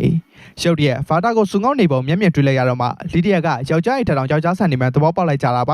ါဒါပေမဲ့ဂျင်းနီကိုမြင်လိုက်တာနဲ့လီဒီယာအထပြောင်းသွားပြီးတော့သူ့အိမ်မှာအိမ်မက်ဆန်ဆန်တညတာဖြတ်သန်းဖို့ဖိတ်ခေါ်လာပါတယ်ဂျင်းနီကြောင်တော်ဖြစ်နေတဲ့ပုံကိုမြင်ရတဲ့အခါမှာဂျင်းနီပြုံမှန်းတည်သွားပြီးတော့ဒီကဘာပေါ်မှာအရှားပေါင်းဆုံးရေနာကိုတွေ့လိုက်ရသလိုဆက်လှုပ်ရှားသွားပါတော့တယ်ဒါပေမဲ့ရှင်းဆက်မတက်နိုင်ခင်မှာပဲအကြားဖြတ်လိုက်ပြီးတော့လီဒီယာကိုစိတ်ငြိမ်ထားဖို့ပြောလိုက်ပါတယ်လီဒီယာလည်းမချိန်မနှက်ဖြစ်သွားပြီးတော့သူတို့ကြည်နူးနေတဲ့ကြားဝမ်းမပါဖို့အကိုချင်းချောက်လိုက်ပါတယ်လီဒီယာရဲ့လောက်ရက်ကကြည်နူးနေတာနဲ့မတူပဲပြင်းမှုမြောက်ကြောင်အကပြန်ပြောလိုက်ပါပြီပြောတသေးသေးမခံချင်တဲ့လီဒီယာကလည်းတယောက်ချင်းချဖို့စိန်ခေါ်လိုက်ပါတယ်အဘက်ကလည်းချက်ချင်းသဘောတူလိုက်ပါတယ် တကွက်ကအပြင်မှာကွင်းမြေုံရောက်တာနဲ့လီဒီယာလက်သီးဆုပ်ပြီးတော့အရှိကိုပြုံးဝင်သွားလိုက်ပါပြီအဘက်ကတော့လီဒီယာတက်ကွက်တိုင်းကိုအခက်အခဲမရှိခုခံထားခဲ့တော့ပါလီဒီယာရဲ့ကန်ချက်ကိုမီလီမီတာအကွာဝေးလောက်ကနေအကကတ်ရှောင်နိုင်လိုက်ပါသေးတယ်ရုတ်တရက်လီဒီယာထပြုံးလိုက်ပြီးအောက်ကတဲနဲ့အကိုကောက်ပဲ့ရင်းနဲ့အကိုကန်ထုတ်ပစ်လိုက်တာပါလီဒီယာရဲ့ကန်ချက်ကြောင့်အလဲကျောင်းတော်တစ်ခုစီကိုပြေးဆောင်မိပါတော့တယ်လီဒီယာရဲ့မကောင်းတဲ့အချင်းကပြောင်းလဲမှုလုံးဝမရှိတော့အကသတိထားမိလိုက်ပါတယ်အလဲအောက်ကိုပြန်ကုန်ဆင်းပြီးတော့လီဒီယာစီပြင်းဝင်သွားပါတယ်အလက်သေးချက်ကိုနှစ်ဖူးနဲ့ခံလိုက်ပြီးတော့လီဒီယာထပ်ကန်လိုက်ပါတယ်အလဲလီဒီယာရဲ့ခေါင်းကိုအပြုတ်ထင်းချုပ်လိုက်ပြီးတော့လီဒီယာကိုပြန်ကန်လိုက်ပါတယ်နှစ်ယောက်သားပင်မလာကြပေမဲ့လက်မချော့ချင်ကြသေးပါဘူးဒီလိုနဲ့နှစ်ဖက်စလုံးကပြေးဝင်လာကြပြီးတော့တယောက်မျက်နှာတယောက်တိမ်မတက်ထိုးလိုက်ကြပါသေးရဲ့အတော်ကြောင်တက်ခိုက်ပြီးရဲ့နောက်မှာနှစ်ယောက်သားသဲပင်ပေါ်ကိုလဲနေလိုက်ကြပါပါတယ်သူမျောလင့်ထားတဲ့အဘက်ကတန်ပုတ်ခံနိုင်ကြောင်းလီဒီယာပြောလာပါသေးရဲ့လီဒီယာကိုလည်းဒလောင်းညမ်းလိုက်မယ်လို့မထင်သားမိကြောင်းအကပြန်ပြောလိုက်သေးရပါအထောက်ထပ်သွားလိုက်ပြီးတော့ဒီခက်ကအသက်ရှင်ဖို့အဆိုးဆုံးခက်ပဲလို့တွေးမိလိုက်ပါတယ်လီဒီယာကတော့အကိုစိတ်ဝင်စားသွားတာကြောင့်သူတို့တက်ဖွဲ့တဲ့ဝင်မှုပြောလိုက်ပါတယ်သူကတော့ဂျင်းနေနဲ့အရီနာတို့ကိုပဲပို့ပြီးတော့ကာဝယ်ပေးနေတာပါဒါပေမဲ့သူ့စွာကိုလိုအပ်ကြောင်းလီဒီယာပြောလာချိန်မှာတော့ဒီစကားကိုသူကြားခဲ့ဖို့တော့တတိယသွားပြီးတော့လီဒီယာကိုလှည့်ကြည့်မိလိုက်ပါတယ်တကယ်လို့နတ်ဆိုးရှင်နဲ့သာတွေ့ခွင့်ပေးမယ်ဆိုရင်အဖွဲထဲဝင်မယ်အကြောင်းအကပြောလိုက်ပါတယ်နတ်ဆိုးရှင်ကသူယုံကြည်သူတွေနဲ့ပဲတွေ့ဆုံလေးရှိကြောင်းလီဒီယာပြန်ပြေလာပါတယ်သူနဲ့တွေ့ဖို့ဆိုသူယုံကြည်လေးစားခံရအောင်ကောင်းကောင်းစူးစမ်းရအောင်ပါအဲ့သဘောတူလိုက်တာနဲ့လီဒီယာသူ့ဘေးက၆တက်သွားပြီးတော့သူ့ကောင်ပုတ်လိုက်ပါသေးတယ်အဲ့လေလီဒီယာရဲ့ညင်သားတဲ့စကားပြောတဲ့ကိုဘယ်လောက်ထိလွမ်းနေမိခဲ့တယ်လဲဆိုတာသတိထားမိသွားပါပြီအဲ့ညမှာအက်စီလက်တီမာဆိုတဲ့စင်ကန်တယောက်ရောက်လာပြီးတော့လီဒီယာရဲ့အိမ်ကိုကိုယ့်အိမ်လိုသဘောထားပြီးတော့အနားယူဖို့ပြောလာပါတယ်လက်တီမာပြန်ထွက်သွားတာနဲ့သူ့တငယ်ချင်းကိုသူ့လက်နဲ့ကိုယ်တိုင်ပြန်တုတ်တင်ခဲ့ပြီးတော့အကအမတ်ရသွားပါတယ်သူ့အနေနဲ့လီဒီယာတငယ်ချင်းအရင်ကြီးပါလို့ပြောခွင့်ရှိပါမလားအမသိတော့ပါဘူးအဲ့နောက်မှာအတိုအားလုံးရဘက်တပ်ဖွဲ့ကိုခြုံကိုတိုက်ခိုက်ဖို့ပြင်ဆင်ကြပါတယ်ရန်သူတပ်ဖွဲ့ကိုအထက်စီးကနေဆောင်ကြည့်ရင်လူအင်အားအတော်လေးများတာကိုမြင်လိုက်ရပါတယ်ဒါပေမဲ့ပြဿနာကြီးတိုက်ပွဲမဟုတ်ပါဘူးစစ်ပွဲဆောက်ဖို့လီဒီယာအမေပေးလိုက်တာနဲ့ဆေးဗီကိုယ်တိုင်ဥဆောင်ပြီးတော့ရှေ့တန်းအနေမကောင်းစွာတွေကိုတိုက်ခိုက်ကြပါတယ်ဂျင်းနီသမားတော်တွေကိုကူညီပေးနေတော့မှပဲသူတို့ရဲ့နောက်ဘက်ကိုရန်သူဗိုလ်ချုပ်ကခြုံကိုတိုက်ခိုက်လာပါတယ်သူရှိနေသမျှစစ်သားတွေကိုမိုးကြုံမောင်နဲ့ပြက်ခတ်တိုက်ခိုက်နေတာပါရန်သူဘက်ကသူတို့ရိတ်ခါတွေကိုဖျက်ဆီးဖို့ဖြူအားချတာမှအကသဘောပေါက်လိုက်ပါပြီဒီအချိန်နဲ့ရဆိုနတ်ဆိုးရှင်ကိုတွေ့ခွင့်ရနိုင်ခြင်းရှိတာကြောင့်အကတော့ကျင်းနေမိပါတယ်လီဒီယာနဲ့သူ့ထပ်ဖွဲ့ရတော့ရှေ့တန်းကနေရန်သူခံတပ်ကိုထိန်းချုပ်နိုင်သွားပြီးတော့ကျူးကျော်နိုင်သွားကြပါတယ်ဒီအချိန်ထိရန်သူဗိုလ်ချုပ်ကပေါ်မလာသေးတာကြောင့်လီဒီယာတို့နားမလည်နိုင်ဖြစ်သွားပါသေးတယ်သူတွေးနေတော့မှပဲရန်သူဗိုလ်ချုပ်ကသူတို့ထောက်ဖို့ထက်ကိုဝင်ရောက်တိုက်ခိုက်နေကြောင်းသတင်းပို့လာပါတယ်အဲ့တို့တပ်ဖွဲ့နာရန်သူဗိုလ်ချုပ်ချင်းကက်လာချိန်မှာအဆင်ထားရဲ့ထောင်ချောက်ထဲကိုဝင်သွားပြီးတော့အကုန်မေးခင်မိသားဖြစ်သွားတော့တာပါသူတို့တပ်ဖွဲ့စီကိုလီဒီယာပြန်ရောက်လာချိန်မှာတော့ရန်သူဗိုလ်ချုပ်ဘဝကနေညစာဘီဘီဂျူဘဝပြောင်းနေနေတာကိုမြင်လိုက်ရပါပြီဒါအပြင်အရှင်လိုက်တဲ့လူကလီဒီယာတို့လာပေါင်းများစွာဖမ်းမိဖို့ကြိုးစားနေခဲ့ရတဲ့သူပါအဲ့ရဲ့အောင်မြင်မှုကနတ်ဆိုးရှင်နဲ့တွေ့ခွင့်ရနိုင်တာထက်တောင်ပိုနေခဲ့တာကြောင့်အကုန်နတ်ဆိုးရှင်နဲ့တွေ့ခွင့်ပေးဖို့လီဒီယာအဆုံးဖြတ်လိုက်ပါပြီ The Greater Timolo ရဲ့ပြီးခဲ့တဲ့ဘိုင်းမှာတော့အဲ့ရဲ့အောင်မြင်မှုကြောင့်နတ်ဆိုးရှင်နဲ့တွေ့ခွင့်ပေးဖို့လီဒီယာဆုံးဖြတ်လိုက်ပါတယ်။ရန်နေငယ်ကြမှာအတိုအလုံးနတ်ဆိုးရှင်နန်းတော်စီကိုလက်တစီနဲ့လိုက်ပို့ပါတော့တယ်။အကတော့သူ့တိတ်ကနန်းတော်ကကမ္ဘာပေါ်မှာအကောင်းဆုံးပဲလို့တွေးနေလိုက်သေးရပါ။အရီနာတို့ကတော့နန်းတော်အတွင်းမှာအပြည့်အစင်တွေကြောင့်ရင်သက်ရှူမဖြစ်နေခဲ့ကြတာပါ။ဆေးဗီကတော့နန်းတော်တဲ့ပိုင်ရင်ဖြစ်တဲ့အဲ့မျက်နှာကပို့ရဆိုးကြောင့်ဝေဖန်လိုက်ပါသေးတယ်။ဆေးဗီပြောသမျှကိုအလက်မကြားကြအောင်ဆောင်လိုက်ပါတယ်။ရုတ်တရက်တကားဘက်ကနေမီတောက်တစ်ခုပေါက်ကွဲထွက်လာပြီးတော့လူမျက်မျက်နှာဖုံနဲ့လူတယောက်ကသူ့ကိုယ်သူဗဘတ်တို့ဖြစ်မိတ်ဆက်လာပါတယ်။ဗဘတ်တို့ဘာမှဆက်မပြောနိုင်ခင်မှာပဲဗဘတ်တို့ရောက်လာပါပြီ။အလဲအတိတ်ကသူ့ကိုယ်သူပြန်ကြည့်မိလိုက်ပြီးတော့ကိုယ့်ကိုတက်သိမ်းမဲ့အချိန်နီးနေပြီဆိုတော့တတိထားမိလိုက်ပါတယ်။သူတို့အားလုံးကိုအထဲဝင်ဖို့ဗဘတ်တို့ကဖိတ်လာခဲ့ပါတယ်။ဗဘတ်တို့ကိုလေးတရစကားလိုက်ပြောနေပေမဲ့ဗဘတ်တို့ဘက်ကအေးဆက်ဆက်ပြန်ဆက်ဆက်နေကြတာကိုလည်းတွေ့ရမှာပါ။ဗဘတ်တို့သူ့ပလင်ပေါ်တက်သွားချိန်မှာအရီနာကတော့ဗဘတ်တို့ချောမမှုအောက်မှာအရှိပြောနေခဲ့ပါတယ်။အရီနာတဲ့ပို့ဆိုတဲ့ဂျင်းနီကတော့ဗဘတ်တို့ရဲ့ချောမမှုကိုစတတန်ပိတတန်နဲ့တင်စားနေလိုက်သေးတာပါ။အရီနာတို့ပါဇက်ကနတ်ဆိုးရှင်ဆိုတဲ့အတုံတော်ထွက်လာချိန်မှာလီဒီယာနဲ့ဗဘတ်တို့ကိုယ်တိုင်ကနားလည်ချဖို့မရပါဘူး။အဲ့လေတခုခုလွဲနေပြီဆိုတော့တတိထားမိလိုက်ပါတယ်။လက်ရှိသူတို့ကဘာမှာနတ်ဆိုးရှင်နာမည်နဲ့တခြားတစ်ယောက်ရှိပြီးသားဖြစ်တာကြောင့်ဗဘတ်တို့အနေနဲ့အဲ့ဒီနာမည်ကိုခံယူကြမလို့ကြောင့်ဗဘတ်တို့ကပြန်ပြောလာတာပါ။အဲ့လေကိစ္စတွေရှုပ်သွင်းမသွားခင်အထင်လွဲသွားတာဖြစ်ကြောင်းပြန်ပြီးဖြေရှင်းလိုက်ပါတယ်။သူရဲ့စိတ်ထဲမှာတော့မကောင်းတဲ့တကူဖြစ်ပျက်သွားပြီဆိုတော့သိလိုက်ရပါတယ်။ဘာသာတခွဲကန်းစီပြန်ရောက်တဲ့အခါမှာဘာတွေဖြစ်ပျက်သွားကြသလဲဆိုတော့ဆွေးနွေးနေခဲ့ကြပါတယ်။ဖာတာကတော့သူတို့ကဘာမှာရှိတဲ့တမိုင်းစီကြောင်းကိုတရွပြောင်းလဲပစ်လိုက်တာပဲလို့တွက်ပါတယ်။ဒါကြောင့်အတူကိုပိုင်ကွာစီမပြတ်ခင်တရားခံကိုရှာပြီးတော့ဖျားသခင်ကရှေးပေးစေခြင်းတဲ့ပုံစံမှာဒီကပိုင်းနတ်ဆိုးရှင်ဆိုသူကလွန်ခဲ့တဲ့3နှစ်တုန်းကပေါ်ထွက်လာခဲ့ပေမဲ့ဘသူကမှနတ်ဆိုးရှင်ရဲ့အတုံးမှန်ကိုမသိကြပါဘူး။ဖဘတ်တို့ကိုရိုင်းနောင်နတ်ဆိုးရှင်ဆိုတဲ့သူကိုအနိုင်မတတ်နိုင်ခဲ့ပါဘူး။သူတို့ဒီအကြောင်းဆက်ပြီးတော့မဆွေးနွေးနိုင်ခင်မှာအခန်းထဲလီဒီယာရောက်လာပြီးတော့အကိုရှေ့ရန်တက်ထဲဝင်မှုပြောလာပါတယ်။သူတို့အားလုံးတောင်တရာပေါ်တက်လာကြချိန်မှာပဲသူတို့ရန်သူကချိန်စာပြင်ဖြစ်ကြောင်းလီဒီယာရှင်းပြလာပါတယ်။ဒီနာမည်ကိုကြားလိုက်ရတာနဲ့အကတွန်းလုံးမိသွားပါပြီ။လီဒီယာကိုချိန်စာတိုက်ထင်းချုပ်ပစ်ခဲ့တဲ့သူကအချိန်စာပြင်ကိုယ်တိုင်ပါပဲ။ဒါကြောင့်လေလီဒီယာကိုသူ့ကိုယ်တိုင်နောက်ဆုံးအချိန်မှာရှင်းပြခဲ့ရတာပါ။ ပုံမှန်မဟုတ်တဲ့သူကိုအဆင်ပြေမပြေလီဒီယာမေးလာပါသေးတယ်အဲ့လေဆဲလို့ရှောင်းလို့ကနာမငြိမ်တာဖြစ်ကြောင်းလိမ့်လိုက်ပါတယ်သူတို့အားလုံးရဲတိုက်စီကိုချီတက်သွားကြချိန်မှာ52မောင်းတွေပေါက်ထွက်လာပြီးတော့ရှေ့ရန်တက်ကိုဖြိုခွင်းမှုစူးစမ်းလာပါတယ်ဒီခါမှာအမော်ဆန်နဲ့52မောင်းတွေကိုဖျက်ဆီးပစ်လိုက်တာပါဒီနေ့အဲ့တော်လေးတက်ကြနေကြောင်းလီဒီယာပြောလာပါသေးတယ်လီဒီယာပြောမြင်ရတဲ့အခါမှာတိုးတိတ်တုံကလီဒီယာရဲ့အပြုံးကိုသဘောမကျခဲ့တာကိုသတိရသွားပါတယ်ဒီတစ်ချိန်မှာတော့အတိတ်မှာဖြစ်ခဲ့တဲ့အဖြစ်အပျက်တွေကိုသူဖြစ်ပျက်ခွင့်လုံးဝပေးတော့မှာမဟုတ်ပါဘူးသူတို့ရှင်းဆက်လာကြပြီးတော့တနေ့အကြောင်းမှာပောက်ခွဲမှုတစ်ခုကြောင့်အဆောင်တစ်ခုလုံးမီးလောင်ပါတော့တယ်ရန်သူတွေအားလုံးလည်းမီးလောင်တဲ့တွင်းခံထားရပါတယ်သူတို့အနားကပ်သွားချိန်မှာတော့ကျင်းစာပြင်ကောင်းတယောက်ကဖျက်ပြီးတော့တိုးတင်ပစ်လိုက်တာကိုတွေ့ရမှာပါအမောင်လေးကရှောက်ထွက်လာတဲ့သူတို့ပြန်ဘက်ကိုတက်ဖြတ်တဲ့တရားခံလည်းတွေ့ရမှာပါတရားခံရဲ့တယောက်မှန်ကိုအက်ကမေးလိုက်ချိန်မှာနှဆိုးရှင်ဖြစ်ကြောင်းပြန်ပြေးလာပြီးတော့ဖဗတ်တို့စစ်တပ်ကိုလည်းစစ်ကြင်ညာသွားပါသေးတယ်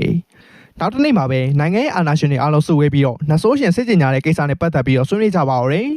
ဖဗတ်တို့ကတော့သူတို့အားလုံးတက်ဆွမ်းသမျှနဲ့နှဆိုးရှင်ကိုတရက်အတွင်းနိုင်လိုက်ကြဖို့ပြောလာခဲ့တာပါဒါပေမဲ့နှဆိုးရှင်ကမသိမျိုးဖြစ်နေတာကြောင့်ဒါနဲ့ပတ်သက်ပြီးဘလို့ကင်တွယ်မလဲအက်ကဝင်မေးလိုက်ပါတယ်ဒါအောင်ဖြစ်ရှင်းမှုအတွက်သူ့မှာလိုအပ်ချက်တစ်ခုရှိတာကြောင့်တပ်ဖွဲ့တွေကိုအစင်းသစ်ပြင်ထားဖို့ဖဗတ်တို့ကပြောလိုက်ပါတယ်အစစ်တိုက်ထွက်ချိန်မှာအရီနာနဲ့ဂျင်းနီတို့သူကိုယ်တိုင်ဆော့ချောက်ပေးထားဖို့လက်တီမားကဂတိပေးလာပါသေးတယ်အတယောက်ထဲကြံခဲ့ချိန်မှာဒီကဘာမှာလီဒီယာကိုကျင်းစာတိုက်ခံရတာကနေကယ်ထုတ်လိုက်တာကြောင့်တမိုင်းတစ်ခုလိုပြောင်းလဲသွားခဲ့ရတယ်ဆိုတော့အက်ကသဘောပေါက်သွားပါတယ်ဒီလိုသာဆိုသူတို့ကဘာမှာဘာတွေဖြစ်သွားလောက်မလဲဆိုတော့ကဘာအက်ကတွေးမိလိုက်ပါသေးတယ်ရုပ်တရက်နှဆိုးရှင်ရောက်လာပြီးတော့အရာအလုံးပြောင်းလဲသွားမယ့်အကြောင်းပြပြလာပါတယ်ဒါပေမဲ့တမိုင်းကြောင့်အမှန်ဖြစ်သွားအောင်ကြီးမားတဲ့ကပ်ဘေးတစ်ခုကြောက်လာပြီးတော့တွန်းအားပေးပြင်ဆင်တာကိုခံရမှာပါဒါအပြင်သူ့တယောက်မှန်ကိုအရှိမဖုံးဝဲထားစမ်းမလို့ကြောင်းလည်းပြောလာပါသေးတယ်သူတို့နှစ်ယောက်စလုံးကအပြစ်နေကြတာကြောင့်တယောက်နဲ့တယောက်ကြည့်ရကမှန်ရှင်းရနေရသလိုပဲဖြစ်ကြောင်းပြောလာသေးတာပါဒီလိုနဲ့မျက်နှာဖုံးကိုလည်းချွတ်ပြလာပြီးတော့သူတို့နှစ်ယောက်စလုံးကိုအချိန်နောက်ပြန်ဆုပ်ပြီးပို့ပေးလိုက်တာကမထူးဆန်းတော့ကြောင်းပြောလာပါတယ်သူတို့နှစ်ယောက်စလုံးကဖဗတ်တို့ဖြစ်ပူပြီးအဖြစ်ပြန်ဝင်စားလာကြပေမဲ့သူ့အတွက်တော့အရာအလုံးအနာဂတ်မှာဆွန့်ရှုံးပြီးသားဖြစ်နေပါပြီဒါကြောင့်အဆိုတဲ့နာမည်ကိုစွန့်လွတ်ပြီးတော့ကပ်ဘေးတစ်ခုနာမည်နဲ့အတူလောကတွေကိုပြန်ပေါ်လာခဲ့တာပါကပ်ဘေးအနေနဲ့ဒီကပောက်ဘလို့နီးလက်နဲ့ရောက်လာတယ်လဲဆိုတာအကမေးလိုက်ပါတယ်ကပေးအက်ကလီဒီယာကိုကဲတင်နိုင်မှုအတွက်ဒီဘက်ကဘာစီဖျားသခင်ကိုယ်တိုင်စင့်ကော်ပေးတာခံခဲ့ရတာပါသူ့အနေနဲ့လီဒီယာပေါ်ကျူးလွန်ခဲ့တဲ့ပြစ်ကြွေးကိုဆက်ချင်ခဲ့တာပါသူတို့နှစ်ယောက်ဆုံးရဲ့ရည်ရွယ်ချက်တွေကတူနေခဲ့တာကြောင့်သူ့ဘက်ပါဖို့ကပေးအက်ကပြောလာပါတယ်အဲ့လက်မခံခင်မှာလီဒီယာကိုကဲနိုင်မှုအတွက်နှဆိုးရှင်ကိုဘာကြောင့်မဖြစ်မနေတိုက်တင်လဲဆိုတော့မေးလိုက်ပါတယ်ကပေးအက်လည်းနှဆိုးရှင်နဲ့မဖြစ်မနေတိုက်ခိုက်ရမယ့်အခြေအနေတွေရှိကြောင်းပြန်ဖြေလာပါတယ်ဒါအပြင်ဖျားသခင်သူ့ကိုပေးခဲ့တဲ့တာဝန်ကကဘာတစ်ခုလုံးကိုဖျက်ဆီးပြဖို့ပါပဲအဲ့လက်လျှော့သွားပြီးတော့ကဘာတစ်ခုလုံးဖျက်ဆီးလိုက်တာကလီဒီယာကိုကဲရဘလို့ကြနိုင်မှလဲလို့မေးခွန်းထပ်ထုတ်လိုက်မိပါတယ်ဒီတစ်ခါမှာလီဒီယာတစ်ခုလုံးချိန်စာဝါမျိုးတာခံရပြီးရဲ့နောက်ပိုင်းလီဒီယာရဲ့တပွားလုံးဆွန့်ရှုံးခဲ့ရတာတွေကိုပါကပ်ပြီးအက်ကပြန်ပြီးတော့တတိပေးလာပါတယ်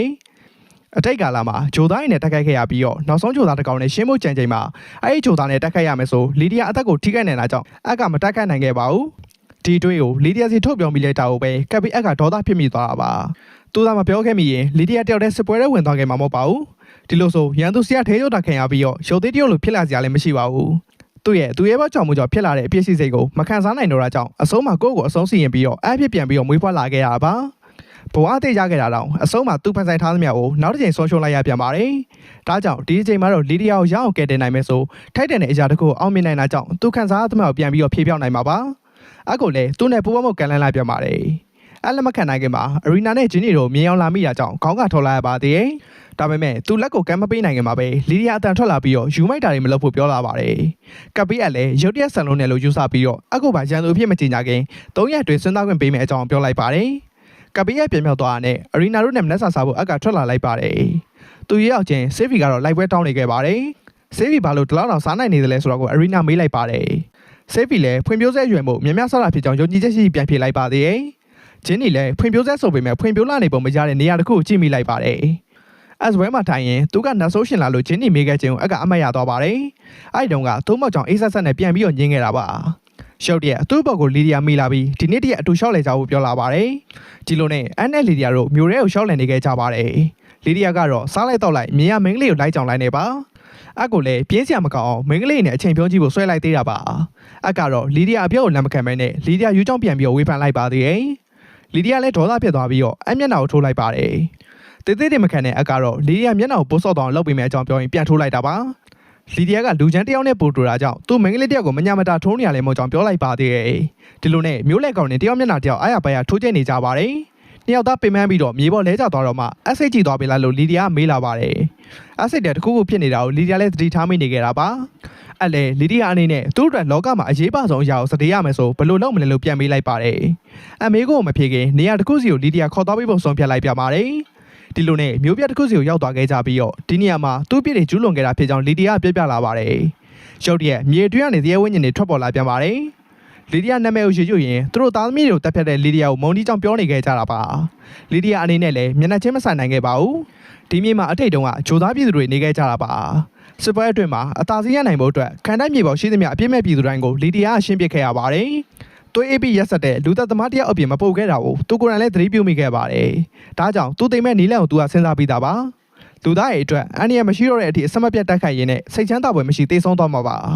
သူကသူလည်းအကယ်ခံရတဲ့နယ်လို့မထင်ပါဘူးအကောင်ကိုပေါ်လိုက်ပြီးတော့ဒီနီးလက်နဲ့ပဲသူ့ရဲ့တိတ်ခါကိုထိန်းနိုင်မှာမို့သူတိမ်မဲ့နီးလက်ကိုမပြောင်းလဲဖြစ်ဖို့အကိုတောင်းဆိုလာပါတယ်ညဘက်အိမ်ပြောင်းတဲ့အခါမှာတော့အရီနာနဲ့ဂျင်းနီတို့ကသူတို့နှစ်ယောက်တည်းတိုးတိုးအပြင်သွားခဲ့တာကြောင့်စိတ်ဆိုးနေပါပြီလီဒီယာနှစ်ယောက်လုံးကိုဖက်လိုက်ပြီးတော့စိတ်ဆိုးပြအောင်ချောတဲ့အနေနဲ့လက်ဆောင်မပေးလိုက်ပါသေးတယ်အရီနာတို့လည်းသူ့ပေးတဲ့ကလစ်ကိုသဘောကျသွားခဲ့ကြပါတယ်တိုက်ပွဲမစခင်ညမှာသူနဲ့တူရဲတော့ပြီးတော့ရဲစစ်တင်ကြဖို့အကိုလီဒီယာပြောလိုက်ပါသေးတယ်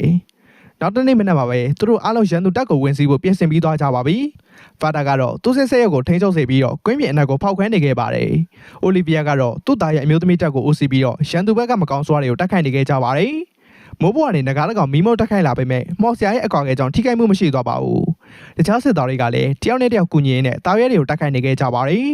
ဖဖက်တို့ကတော့သူ့မော်ဆွာအမှန်များကိုထုတ်သုံးပြီးတော့စစ်တလင်းတစ်ခုလုံးရှင်းလင်းပြဖို့ပြင်လိုက်ပါသေးတယ်သူတို့လူတွေကိုပါအေဗာတို့မရှင်းပြနိုင်ခင်အေဗာတို့မော်ကတာကိုဖဖက်တို့ငရဲတကားမော်နဲ့ဝါမျိုးပြလိုက်ပါတယ်ရန်သူအင်အားကတိုးသက်တိုးလာနေခဲ့တာကြောင့်နဆိုးရှင်တက်ကတကယ်အားမနေတာကိုဖဖက်တို့သဘောပေါက်လိုက်ပါပြီတကယ်လို့ရန်သူတက်နာကတ်နိုင်ခဲ့တော့ကတ်နိုင်မဲ့လူကလီဒီယာဖြစ်ဖို့ပဲမျှော်လင့်ရမှာပါတစ်ဖက်မှာလီဒီယာနဲ့တူဆေးဖီတို့တိုက်ခိုက်နေချိန်မှာတခုခုထူးဆန်းတော့လီဒီယာသတိထားမိပြီးတော့အဝေးကိုပြေးထွက်သွားပြန်ပါတယ်တစ်ဖက်မှာအကတော့ကပ်ပီအက်နဲ့ထိတ်တွေ့နေခဲ့ကြပါတယ်လီဒီယာကိုကဲတင်မလားလို့ကပ်ပီအက်ကမေးလာပါတယ်သူကဲတင်ပေးမှမို့ကြောင့်အက်ကပြန်ပြေးလိုက်ပါတယ်ဒါအပြင်လီဒီယာကိုယ်တိုင်ကလည်းကဲတင်ပေးတော့မလို့ချင်ပါဘူးအားလုံးကိုကဲတင်ပေးပြီးရတဲ့သူ့ပြည့်ကျွေးတွေကိုနောက်တိုင်းရစိနေပဲတည်သွားချင်တာပါကပီရက်လည်းရှော့ရသွားပြီးတော့လီဒီယာရဲ့အဲ့လိုဆန္ဒမျိုးကိုအဖြစ်စည်းပေးခြင်းနေတာကိုမယုံနိုင်ဖြစ်သွားပါတယ်ဒီလိုနဲ့သူတို့ချင်းချင်းတိုက်ပွဲစားကြပါပြီကပီရက်တက်ခိုက်လာတဲ့မော်ဂါလာကိုအက်ကရှော့ရှားလိုက်ရင်းနဲ့သူ့ဘက်ကလည်းမော်ဆွမ်းကုန်ပြန်သုံးပြီးတော့တက်ခိုက်ပါတယ်ဒါပေမဲ့သူ့ရန်သူရဲ့တန်ချက်ကအတောင်တစ်ချက်မစွန်းထိမဲ့နဲ့အကောင်းတိုင်းကြံနေခဲ့တာကိုမြင်လိုက်ရမှာပါအချက်တော့အောက်မှာလည်းမော်ဂါလာတစ်ခုပေါ်ထွက်လာခဲ့တာကြောင့်အခုံထွက်လိုက်ပါတယ်ဖြစ်ချင်တော့သူ့ရဲ့ပက်ပတ်လဲမှာမော်စော်ပေါင်းများစွာပါထပ်ပေါ်လာခဲ့တာပါမော်စော်ဝိုင်းတွေကိုအိုက်ဖြတ်စီးလိုက်ပြီးတော့မြေပေါ်ကိုပြန်ရောက်တာနဲ့ကပ်ဘေးအက်ကိုလေယာဉ်နဲ့အတွင်းထိပဲ့လွန်လိုက်ပြီးတော့မြေပြင်ပေါ်ကိုဖိကြဖို့ကြိုးစားလိုက်ပါတယ်ဒါပေမဲ့ဒါကိုလည်းကပ်ဘေးအက်ကအစစ်စိတ်မှဖျက်ဆီးပစ်လိုက်ပြီးတော့မော်တဲရောက်မှုကိုပါပဲဖျက်ပစ်လိုက်တာပါသူတို့ညစလုံးနေနဲ့လုံးနိုင်တာဆိုလို့တယောက်စွမ်းတယောက်ပဲဖျက်နိုင်တာပဲရှိပြီးတော့ရှေ့မတိုးတာနောက်မဆုတ်တာအချိန်တိုင်းဆက်သွားနေရမှာပါဒီအချိန်တစ်ခုလုံးကိုကပ်ဘေးအက်ကကြိုးနေခံမှန်းမိပြီးသားပါဒါကြောင့်လေအဲ့ရဲ့အဖြေကိုတိုက်ပွဲဖြစ်တဲ့ရက်မှာပဲပေးဖို့တတ်မှတ်ပေးခဲ့တာဖြစ်ပါတယ်ဒီတော့မှသူတငယ်ချင်းတွေဒုက္ခရောက်ပြီဆိုတာကိုအက်ကသဘောပေါက်လိုက်တာပါဆိုင်မှာအေးဆေးကြံနေရက်ခဲ့တဲ့အရီနာနဲ့ဂျင်းနီတို့ကတော့အဲ့ရဲ့ဟာမန်ပြဿနာနဲ့ပတ်သက်လို့ညှင်းခုန်နေခဲ့ကြပြန်ပါတယ်ရုတ်တရက်လက်တီမှာရောက်လာပြီးတော့ဒီနေရာကသူတို့ကိုအများဆုံးထွက်သွားဖို့အမိန်ပေးလာကြောင်းပြပြလာပါတယ်သူတို့တော့သာအမောင်တော်ရဲပြေးလွှားနေကြတော့မှအဘက်ကနဆိုးရှင်ရဲ့မသိမျိုးစွာနဲ့ပတ်သက်လို့ဖော်တော့နိုင်အောင်စီစဉ်ထားကြောင်းလက်တီမှာရှင်းပြလာပါတယ်အရီနာတို့လည်းအဲ့စီစဉ်ကြောင်းမေးလိုက်ကြပါတယ်နဆိုးရှင်ကဝင်းညင်ခွဲထုတ်ရေးမော်ကိုတုံးပြီးတော့သူ့ရဲ့တပွားလုံးအသက်ရှင်တန်နိုင်အောင်ခွဲထုတ်ထားတဲ့ဝင်းညင်ကိုပုံဆောင်ကြောက်ခဲတဲ့ပြောင်းထည့်လိုက်တာပါဒါပေမဲ့သူ့ရဲ့ခန္ဓာကိုယ်ကတော့ပုံဆောင်ကြောက်နောက်ကိုကတ်လို့မချနိုင်ပါဘူးအကယ်လို့ပုံဆောင်ကြောက်တာဖျက်ဆီးခံလိုက်ရမယ်ဆိုရင်သူ့ရဲ့မသိမျိုးစွာကလည်းပြပြသွားမှာဖြစ်ပါတယ်လက်ရှိဖြစ်နေတဲ့စစ်ပွဲကလည်းအာယုံလွဲထိုင်အောင်တသက်ဖြစ်တာကြောင့်ပုံဆောင်ကြောက်ကိုဖျက်ဆီးပေးဖို့ကအရီနာတို့ရဲ့မစ်ရှင်ပါပဲအရီနာကတော့အခုလိုအရေးပါတဲ့မစ်ရှင်အတွက်သူတို့ကမှဘာကြောင့်ရွေးရတယ်ဆိုတာနားမလည်နိုင်ပါဘူးဂျင်းနီလည်းအမိန်ပေးတဲ့အတိုင်းမြန်မြန်မလိုက်နိုင်ရင်အစိတ်ပြတ်တာခံရမယ်အကြောင်းပြောပြီးတော့အရီနာကိုစိတ်ဆွပေးလိုက်ပါတယ်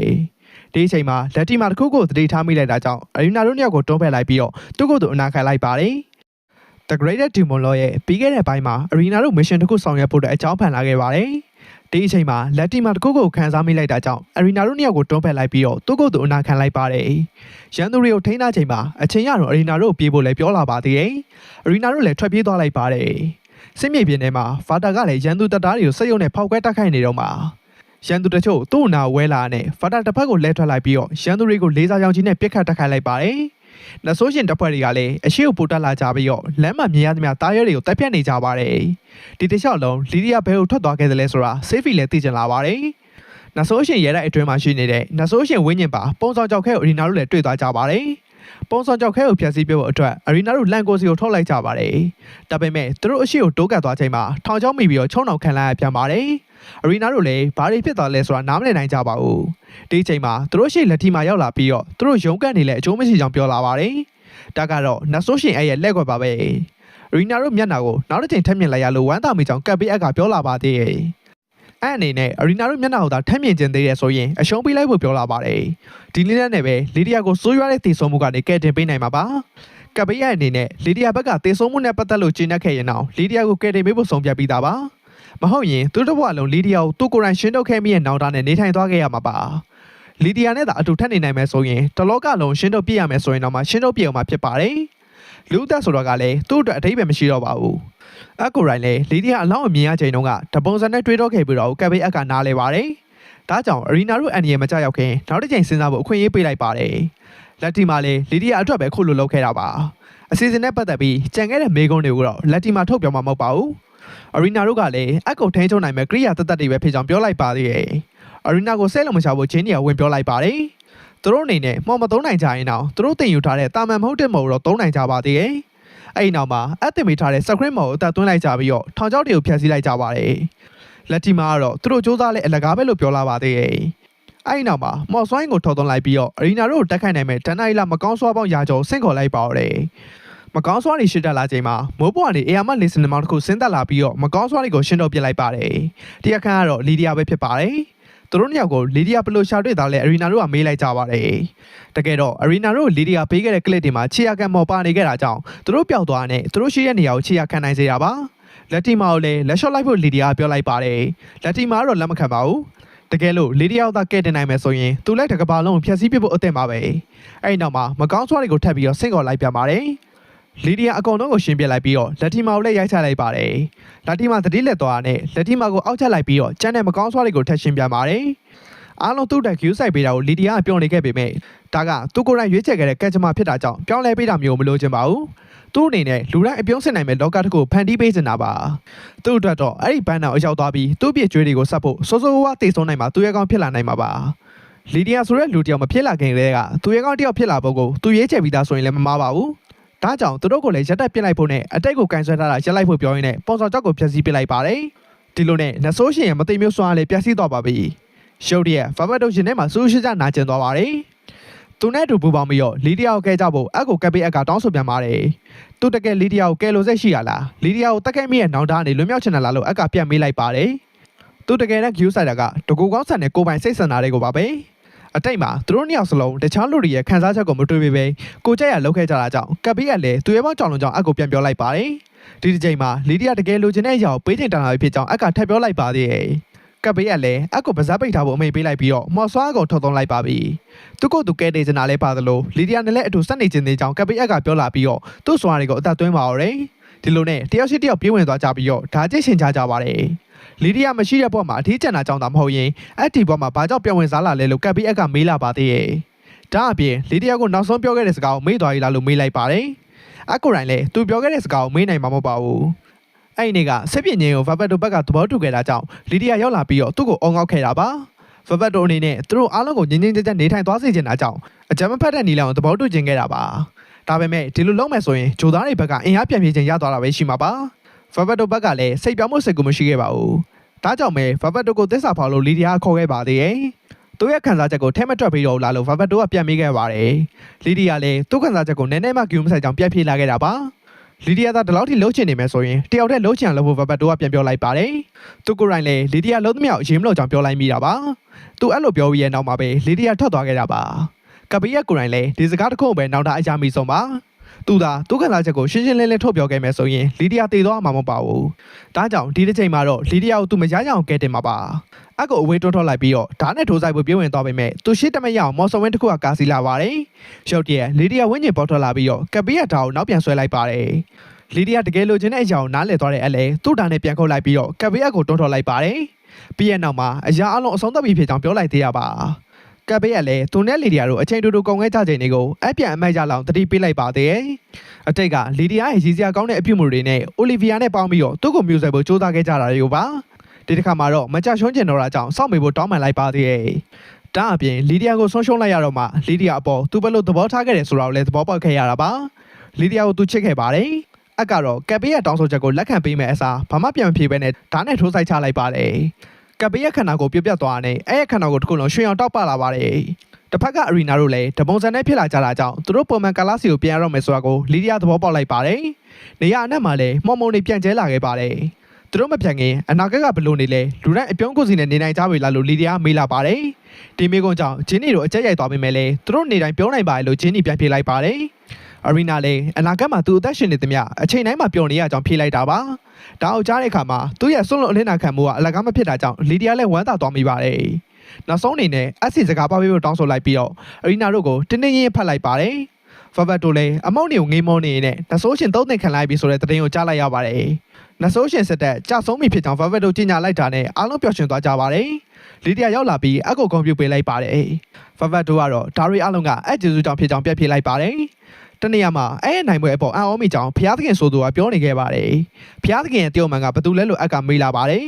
ဖျားသခင်ကတော့အတို့ရဲ့ဘတ်တော်သားလို့ဖြစ်နေတော့မှာ